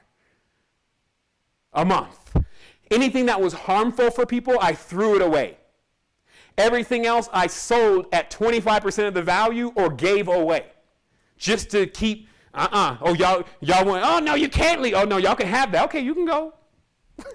Oh, you still, well, you can have the whole thing. Okay, you can go. Shit, what's wrong with him? He giving us the, yeah, I'll sign it. You going to sign it? Yeah, I'll sign it. Here, you can have it. So I bought my own freedom. Instead of waiting for the cycle for me to get broke again so I can be the higher self. What are you going to do to me? I promise. Instead of going through that whole cycle, I decided to reverse the trend. Instead of losing everything, I gave it all away. And that was the beginning. That was the gesture. I turned the torsion field, instead of going like this, out, out, out, out. Some people are confused sometimes about Widdershins and Diesel, like meaning the frequencies and how the vibration of the body is to spin. And I know it can be confusing, but just think of it like this. When it's going like this, it's going out, out, out, out. Everything that you have is going out. Everything you think about is out. All the people around you you're worshiping and all the gods are external and everything is out. But the reversal of the field goes like this. Now everything is in. It's all got to come to me now. I'm not going to chase it anymore. And this is what I did to the torsion field. Simple. By reversing everything that I was doing before. It's a formula, and it always works. So I come gliding out of there. And that brought me in front of you today. I was in a country that I couldn't speak any other language, and my brain would not take the code. Even to this day, I do not know Spanish. And my brain rejects the code. It does not want any more codes. So this meant that I couldn't communicate.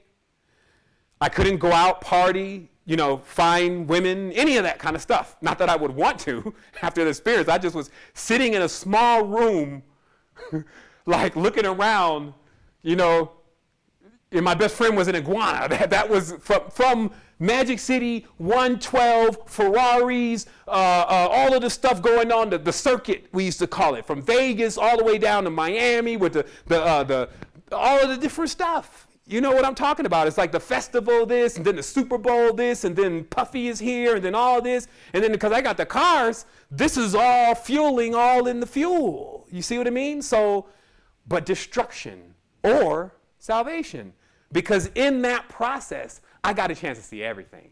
I saw Prince, Patti LaBelle, all these different people, to further realize that we were doomed if what I thought, which was that these people had some kind of grip on the reality a little bit more than I did, was true. So through that process, I realized, man, these people don't know any more than I do about, in fact, I know more than they do about spirituality. Oh no, this is not a solution. So I kind of mean now, just getting to the top doesn't unlock knowledge for you. In fact, it takes you away from it. Contrary to what most people think. They're trying to sign up for the Illuminati now. What a pity. Well, here we are. So notice the process, the shift and the fallout. So I fall out. Like I just basically left the island and I was on my little boat in the middle of the ocean. I didn't know where I was going to go. I didn't have any friends. I didn't know who I was going to, any of that. And nor did I need any of that. All I needed was myself in the process that I was going through with myself. One of the first people I met was a doctor about the body named Theo, who's no longer with us. And he taught me everything about the body. I talked to him one time through a friend's recommendation who I had also wiped out in my conversation. I was like, oh, blah, blah, blah, some lady I met here in Costa Rica. And I just gave it to her, and she was nowhere near ready for that knowledge, but she knew somebody that was. She was like, I'm going to put you to one of my friends, Theo. He gets into all of that. That's what she said. And on Christmas Day, 3 years later, a year later, Christmas Day, around that same time, 21st, 25th, 26th, same thing, he calls me. Hey, what's up? I heard, we need to talk. And I said, yeah, are we going to go through protocols or are we just going to go right into this? He said, come by. And so I hit him with it when I went over there. Like anybody could get it. You guys know me. Like in the beginning, still now, anybody can get it. So I was on my motorcycle. It was Christmas. I was riding through the city like it was vanilla sky. There was nobody in the city. And I went over there to his house and I started giving it to him. He said, man, this is brilliant, but you're filthy. What? What are you talking about? He said, man, I'm looking at your eyes. And he was like, because he said, because I'm an iridologist also. And I don't know what the iridologist, you're irritating me right now. It's like, yeah, I just gave you the jewel. You're telling me I'm dumb or filthy. And he's like, yeah, but he said, you're a vegetarian, right? And I said, yeah. But he said, but you're a junk food vegetarian. You eat croissants, huh? And I was like, yeah, He's like, you eat French fries, huh? He's like, yeah, you're a junk food vegetarian, so you're not clean. So all of what you're saying is amazing, but I'm going to show you what you're really about once we clean all of that out. And then talk to me. And we went on this quest. It was like yin and yang with me and him as far as we made it perfectly with what he needed. He was like, this guy was wild. So he had known every single thing about the body, but he was already like 70. He was ready to go. He fixed Osho when Osho was sick. He fixed Manly P. Hall when Manly P. Hall was bloated and had all of died that day. They was stale. They called in to try to get him back. He was a holistic doctor 20 years ago in Mount Shasta. Just drilling into me all the time about the bullshit. Let me dial it in. Just all the bullshit that goes on in these communities. But anyway, in that process of what he taught me, which I taught everybody else through this process about the importance of how to keep your body clean, that's when I started making the levels of acceleration that matched and paired with the knowledge that I had just received from the awakening of Kundalini. So it wasn't just any one thing. It's a formula. It's a process. The real invisible university, or invisible college, as they sometimes call it. So now the rebuilding had to take place. Just like the Shiva character is great at destruction, but only because it's great also at regeneration. Okay? So I had to rebuild everything. I rebuild a whole new life. And that's what I did. And I started off with a gesture of kindness and love by giving away what was most valuable to me. And you know that story. And it kept going. I just want you to see the process. Now we're at the Advent. It's been a decade.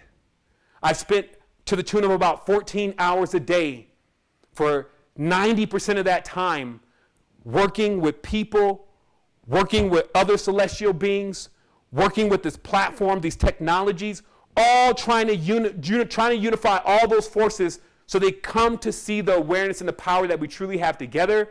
And I also come personally into the fulfillment of the creation of this projection. So that's the rebuilding process, because I didn't go try to get rent-a-cars again and Ferraris and go to Mannheim and get auctions and pay $100,000 and run it back through the auction after making $200,000 or $300,000 for the same price I buy. I didn't go back into all of that. I went into something different, a strange world with strange people. And here we are, together, loving each other. Tribe. Real tribe love. Now, as I said, we're in the Advent. This is now, like what they say with the Mahdi, the 12er. When they come and they move through, it's like a force and an energy moving through of urgency. It's the last hour. An hour is one anu. An anu, okay, so 1 hour for us on this planet, 1 year for us on this planet is 1 hour for the beings that are on the next cog, right, which are called the Igigi in the Sumerian text, those who man the ship, okay? So in that text, this is the final hour. And we'll talk about this in a little bit, and I actually will probably let Martin elaborate on that in his video. But we've been talking about 2020 for a minute. And it was just because I got the transmission, same beings, Same higher self. 2020 is the date. We never gave you a date. Now you have a date. This is it. All the wires, all the chips. Run. Sovereignty 2020. Make yourself sovereign and as many people as possible on the physical plane as possible. You accomplished that already as above. You have to do it there first. If you're leaking, if you got God you worship, you're leaking. You can't become a sovereign. It won't happen. But once you patch those leaks up, now you got to fuel yourself. You got to fill back up that thing. And it goes like a thermometer, the Kundalini. If you keep getting aired out all the time in anger, in acids, you just keep letting it, you let out that. You almost get there by continuously pushing out energy that is not suiting you. It's not returning to you. It's not cycling. Anger, even when you get it back, how does it hit you back? You get angry at somebody, you get mad at them. Do they come back at you like, I love you, right away? Hell no. They come back at you with the same aggression. And now you're getting hit with that. Sometimes they come back more and you really get hit. You see what I mean? So is that ever the route? So people have been degraded this way. So this Advent now, this 1 year, this is the biggest campaign of a lifetime, believe it or not. Meaning 1 year to get a person into the condition of being able to make the ascent into 3,000 years in the future. Now, all this, again, will sound foreign until you hear the video here that I'm going to play. But it's just awareness, again, that time is frequency, and where we need to be is about 3,000 years ahead. But fear not. If you think that is an ultra-technological world where you need to be able to understand every encyclopedia or at least have Neuralink on to tell you, you're wrong. Not only are you already capable of with the equipment of how to do this, it also stems around the exact awareness that the future is only unity. That's why I call it the unity code. It's not as complex. It's actually eliminating the things that made you complex, eliminating the things that divided you. So here we go. Wow. All right. Man, I only got through one paragraph of my notes. No way. Let me see what time it is. All right, we're gonna take a moment and we're gonna come forward. This is gonna be a maxi. Like, well, not today's per se, but yeah, this, I guess so. It's got to be delivered. So we're gonna take a quick moment and we're gonna come back. I may set the Guinness Book of World Record today because it all has to be a part of the same opus. Like this all must be delivered today. As it goes forth. So we're going to take a quick break. I'm going to drink some water, refresh myself, and I'm going to come back into this again and keep this going because this is still more. Like this is the preliminary. It's a lot of joy though. Like I feel like very joyous that we were able to actually pull apart so much of things so it's out on the table, right? So now we can start connecting these pieces, especially because you know a lot about occultism, right? You know a lot about symbolism and all of this stuff. So as we start connecting these dots, it's going to be like, oh my goodness, how did I see that? How did I not see that? And then you'll start realizing the reason why you didn't see it because it wasn't time. It has nothing, it was a frequency that you didn't see it. It wasn't like something you did, oh man, because it was all had to be timed properly. Like I said, why would you want to know the highest levels of everything in your entire existence all at one time right now? And see how you would cope with that, right? So that's what's up. Let's take it forward here in just a moment. Let's see, what do we got on hold music?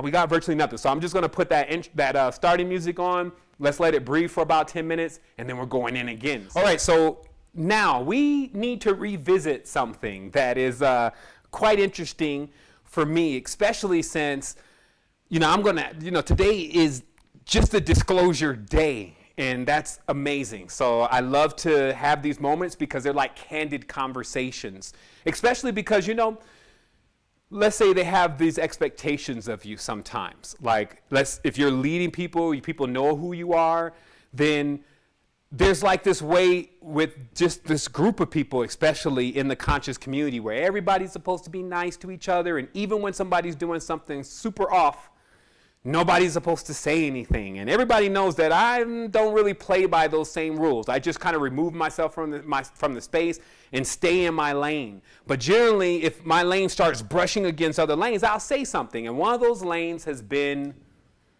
dun dun dun dun. Dun dun dun dun dun. You all know it. Flat Earth and me and the Flat Earth community.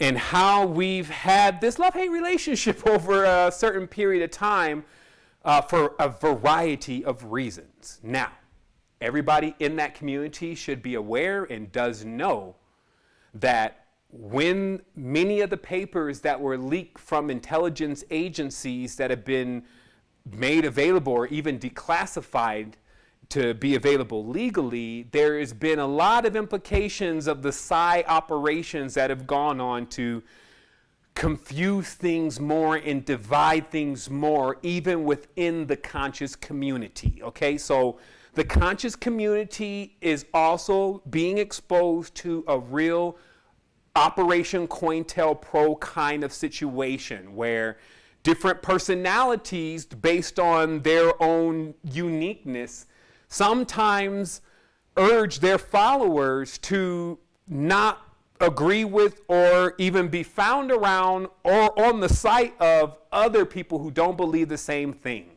completely. And this has happened in so many different sessions in the conscious community, but it also goes on in the religious structure. So it's the same thing, divide and conquer.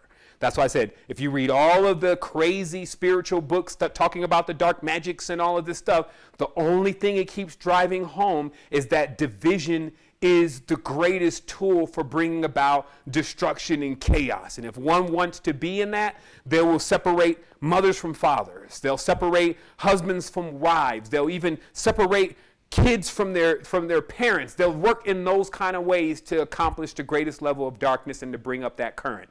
That's what the books actually say. So because of that, it becomes very important for us all to realize that if we're divided in the community and we can't agree, even if it's, let's say, a temporary disagree or a moment where we need to become more aware of certain kind of knowledge, let's say that, then we have to agree, let's say, to not separate from each other. But of course, that doesn't happen. So we have all these different factions, and Flat Earth has become a faction. And anybody who doesn't support that kind of starts getting pummeled by them. But the more that anything fires upon us, the stronger we grow, because that is our design. So we've got quite a few people in the community that actually have come from communities that don't consider things about your diet. Don't consider things about just all out how you're going to look in front of people in the open. Do you know why secret societies were actually really created? They weren't created by people that were just trying to do dark things. In fact, that was never their origin. Secret societies were created when religion started becoming, placing laws, which was almost in the beginning, that you could not follow anything but that religion.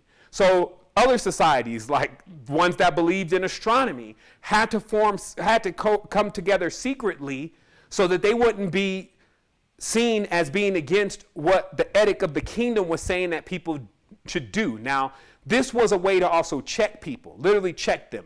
You worship this. And because just as the Brahmic books state that whoever is the leader, you should worship their God because they are God. So with that going on, when people were practicing anything else, it was seen just like you were just doing what Father told you not to do, which would get you killed, because there was like well, if I let them do it, then everybody's going to think they're going to do it. And you hear that all the time, especially in the older movies. So this is the first foundation to real secret societies when that whole secret thing started. So it's important to make that very clear. So now we're revisiting Flat Earth. And what this literally means is I need to explain to people, which I did. I actually have recordings of just exactly what I know about it from my own source, higher self. I just ask. I can ask anything, and I've asked a lot. And when I ask, they intend to take me on the experience. So it's not like, I just learn from a book. It's almost like, well, let me ask for this initiation and let's see how it goes. So I asked for an initiation into Flat Earth. I asked my higher conscious, what is Flat Earth? Now, first of all, as I said on my recordings, already done years ago, is that I believed, based on symbolism such as D, V, D, right? And that being in itself, that's how you write a D, that's how you write a D, and then this is how you connect it. Right? That this disc was something mysterious, that this thing was like a UFO in a symbolism of a ship or a sham. And I also know the Merkabas and all these different things, these vehicles all seem to relate to this thing. So when I asked about flat earth to my source, is this real? It said, this is how it works and this is what you need to do. This is what it's shaped like. And this is how it explained it to me. Like a spindle.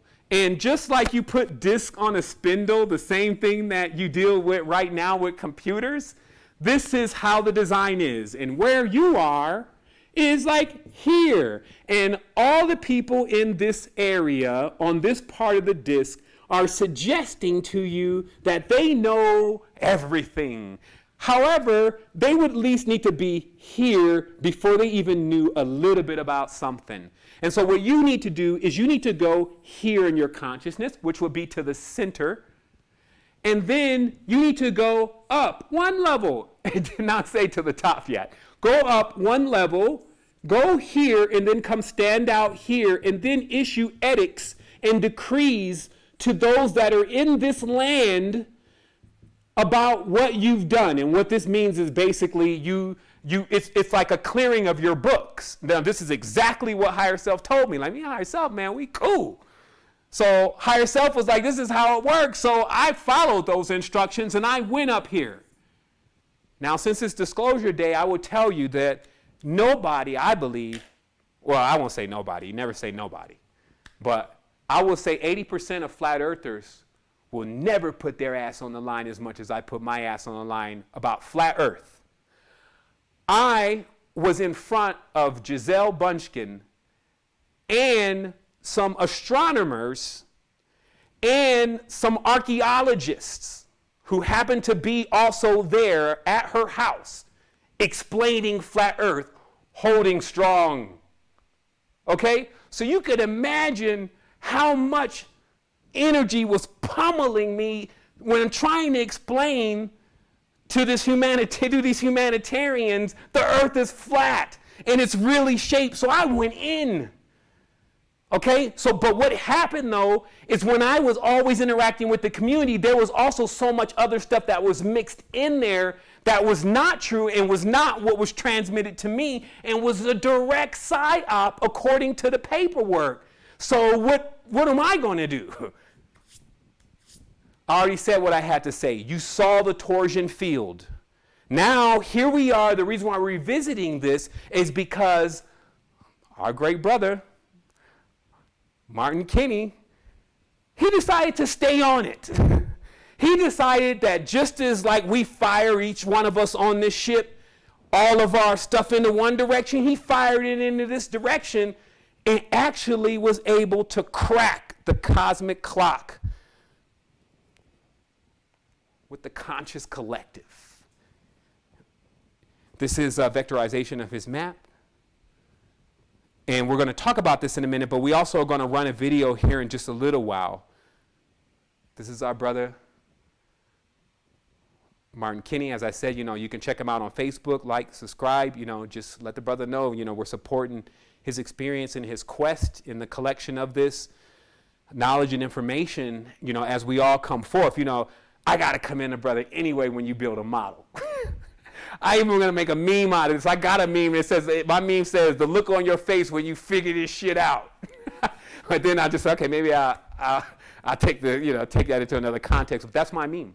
Because the brother was able to put together the model completely to show this experience, but also crack into other things like, as we're saying, the people out here, kind of like what history is said about their involvement and what goes on in here. So the whole story, right, which connects dots for you, because when you start realizing things are not as far away as you think, you start realizing who you've been talking to when you say higher self. And where is that actual higher self?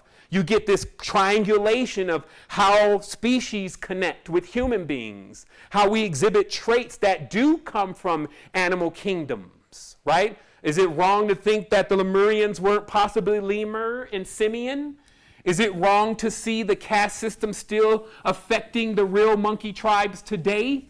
in the wild that still affects the people that are also connected with them genetically? Is it wrong? Or is it time for a whole nother level of knowledge? Of course it's time for another level of knowledge, the end of knowledge, which is wisdom. So now we get to the wisdom, and we have this year stretched out in front of us because, like I said, today wasn't a day to exhaust, let's say, any of the topics that we're bringing forth. Just know we're ready, and we have many with us, and the power in which we need to amass to accomplish the quantum change in this world is amassing fast and accumulating. Let's put it that way. So here we go. So the next thing is that now that's what we can say is the spindle theory, okay? Because now there's variations of now how we understand the vehicle. So since we understand that this Solomon temple, this great builder's work, this tower that keeps being mentioned is none other than the human body, which everybody knows here, we know that there's different ways and different aspects of understanding the knowledge that it reveals to us, this Kabbalah, that you could only learn by listening to yourself. Or resuscitation, okay? Meaning it needs to be delivered to you from yourself to yourself or someone who knows it. So now what we generally see here to sum this all up, in all the spindle theories and in all the different concepts is the same underlying principles. That energy functions through poles, and the poles are electromagnetic. And what creates these electromagnetic fields is the positive and negative judgments and actions of movement. And only in the gap, which is exactly inside of here, and there's multiples of these and they're quantum, does life really exist as we know it. And that is where we are. We are in the gap. And we are acolytes of the gap. We surf it. And only when you start rubbing the edges up in here do things get to where you wreck your vehicle. And so just like you wouldn't let a 2-year-old take off in your car, so too you have not been allowed access to the Merkaba, really, or the internal Merkabas, which have several different names and are explained in different ways, until now. The gates are wide open. So you have the opportunity to dissolve all of your judgments and your disconnections so you can oscillate and vibrate, right? Oscillate and vibrate to get yourself and your field picked up so you can fly. This is now really detrimental. You have to go. You're going to go at some point anyway, but right now is the best time because remember, meaning not like now, meaning now is the time to start getting yourself together to make the transition for your consciousness. Like if you always have struggled with having the, what word am I looking for? You know, just like the motivation, you know, just to even fast, you know, like, why am I doing that? I'm just going to be hungry for 7 days. Yeah, I'm going to feel better and enjoy some, but everybody's still going to be the same. People are still going to piss me off. So this removes that as your reason why you should do it. And it puts something much more grand, a great reward right in front of you. Because there's a lot that's associated with this symbolism, as you'll see in Martin's video, that has a lot to do with the Christmas tree. That as you get these counter-rotating fields, you know, and they're larger and there's larger, and each of these, this is a nest, by the way, fullerene-like boson, right? So in these nests, which is how you create monatomics even, and in that center column, you know, that level of existence, and I, you know, just think about words here, but anyway, let me keep going. So this is what we would call a torus theory. So let me finish this, first of all, before I go off. Now, each of these circular fields or circumventing fields, if you saw this from the top, it would look like a Christmas tree. And all the lights in the Christmas tree would be the souls. So this is why it's symbolic today of the Christmas tree. But what have they done with the Christmas tree? They've cut it. They've cut down the evergreen. And I can show you through occultism how there's proof. Just like it's symbolic that the umbilical cord is cut from the mother when the baby is born, so too many souls have been cut from the energetic system and need to reconnect themselves and can reconnect themselves by vibrating higher. And this is the only thing that needs to be done to change the entire scenario or probable futures of this realm and this reality. But remember, there's gifts here under the tree, right? Because all this now, we know the meaning now. This is the symbolics of Christmas, right? Now, killing the Satan part or Santa, right? And what those words really mean, like old father, like the real bearded, wise wisdom side versus the consumer Black Friday side, right? So there's gifts at the tree. So what this tells you is that when you unlock this, there's a promise of a reward, but you don't know what those rewards are going to be. You can look forward to it just like a child looks forward to the presence of their tree. But right now, though, what's happening, and this is why the energy is just off. People, because consumerism, the inverted tree is now out. And people are unhappy about what is under the tree. Because for them, they already know what it is. First of all, if they want anything in a consumer-based reality, they go get it. They don't wait till Christmas. So generally, you don't know what to give somebody that has every single camera and every single cell phone that ever came out. So the reality also is that this has the person looking at this box, and this is how it can turn around into something demonic. A box that they can't see in, but they know inside is unsatisfaction. Right? So there's a lot of deeper symbolics also. Everything comes with electromagnetics. Everything comes, and you must know both of those. Because if you're just armed with the good idea, oh, Christmas, presents, you're going to be still doing the same thing when you're looking and staring down the barrel of some vinegar again, or a bag of chips. So if that's just how shallow you're going to be with it, is just electric, then you're going to miss out on the magnetic balance that is necessary to keep this thing really churning and really turning, so you have the power that's needed to go into unity. Because as you keep building up energy, your environment will change. The people around you will change. You will keep seeing then greater versions of people that you used to know. Like, I know that was Michael, but now his name is Robert. Now his name is Steve. Now his name is Cindy, but she's a woman.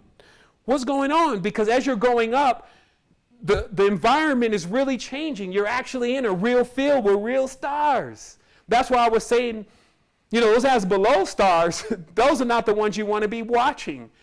The ones that are shining the light. Like, I really want to keep motivating you, full spectrum light, to turn this. Because when we turn this, we're turning the spindle.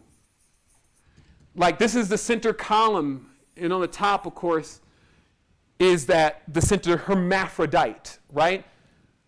Like Kenny cracked it, he was like, yo, that's Mercury. Excuse me, Martin, I want to call him Kenny because his first name is like his last name. I'm sure he gets that. But like, this is Mercury. But this is Hermes, right? The hermaphrodite. Or Aphrodite, right? An androgen, a sun moon. It's not a sun or a moon. That's not the name. A sun is a sun and moon is moon. This is a combination of the two, right? So this is the root cause also to the division, because when they split Atum, which we've talked about, now you become the death, destroyer of the worlds. You push an external craft. Explosion versus implosion. This is in the Vimana. This is the Vimana, right? Like, this is how they need to create another way to get everybody off of a planet onto another one, Okay, like now we're going to get serious. Literally. They had to create a way to get everybody off the planet, but people had no Merkaba working. Their spiritual progress wasn't ready yet. So some masters created the Vimanas, which are the huge temples. They make copies of Vimanas all the time. Look at Phenomenal Travel videos with our brother Praveen. Give me one moment. This is how, when you have to travel to another planet,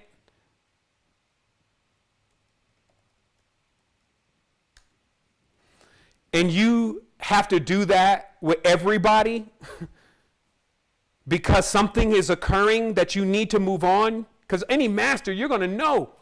You're going to get it in the transmission from higher self. Yo, time to move. Who's going to build the ship?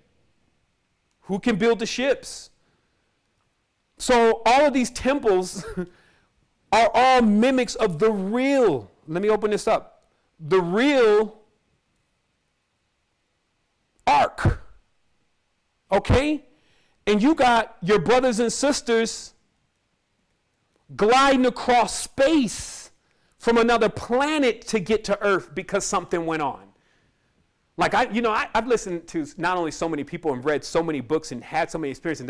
This stuff will have to connect at some point. And somebody's like, well, where do you get this stuff? 20,000, homie. 20,000 and counting of these books. Like still now the wheel turns itself, so I'll be asleep like, no, leave me alone. I'm trying to sleep. And did you know? And it's like, oh, wow, that's one worth waking up for. So this is one waking up for.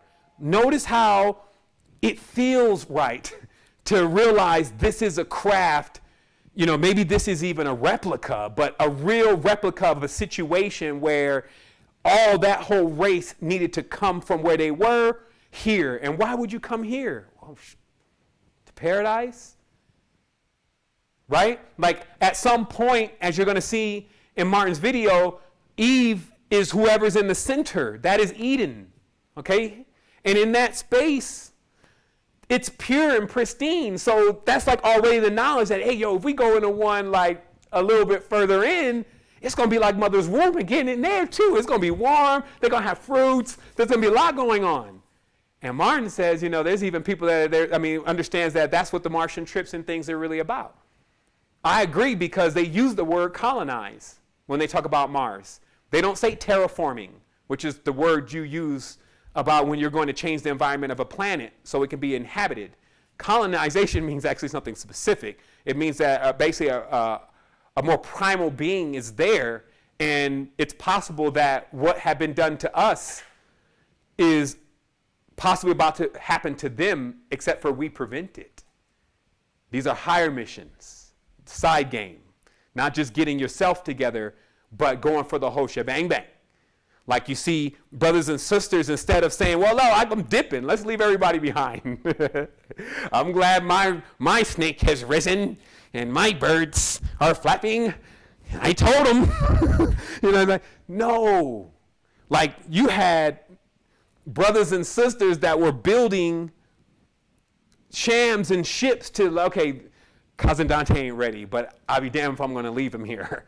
Let's get to this next space. So this is a part of the awareness.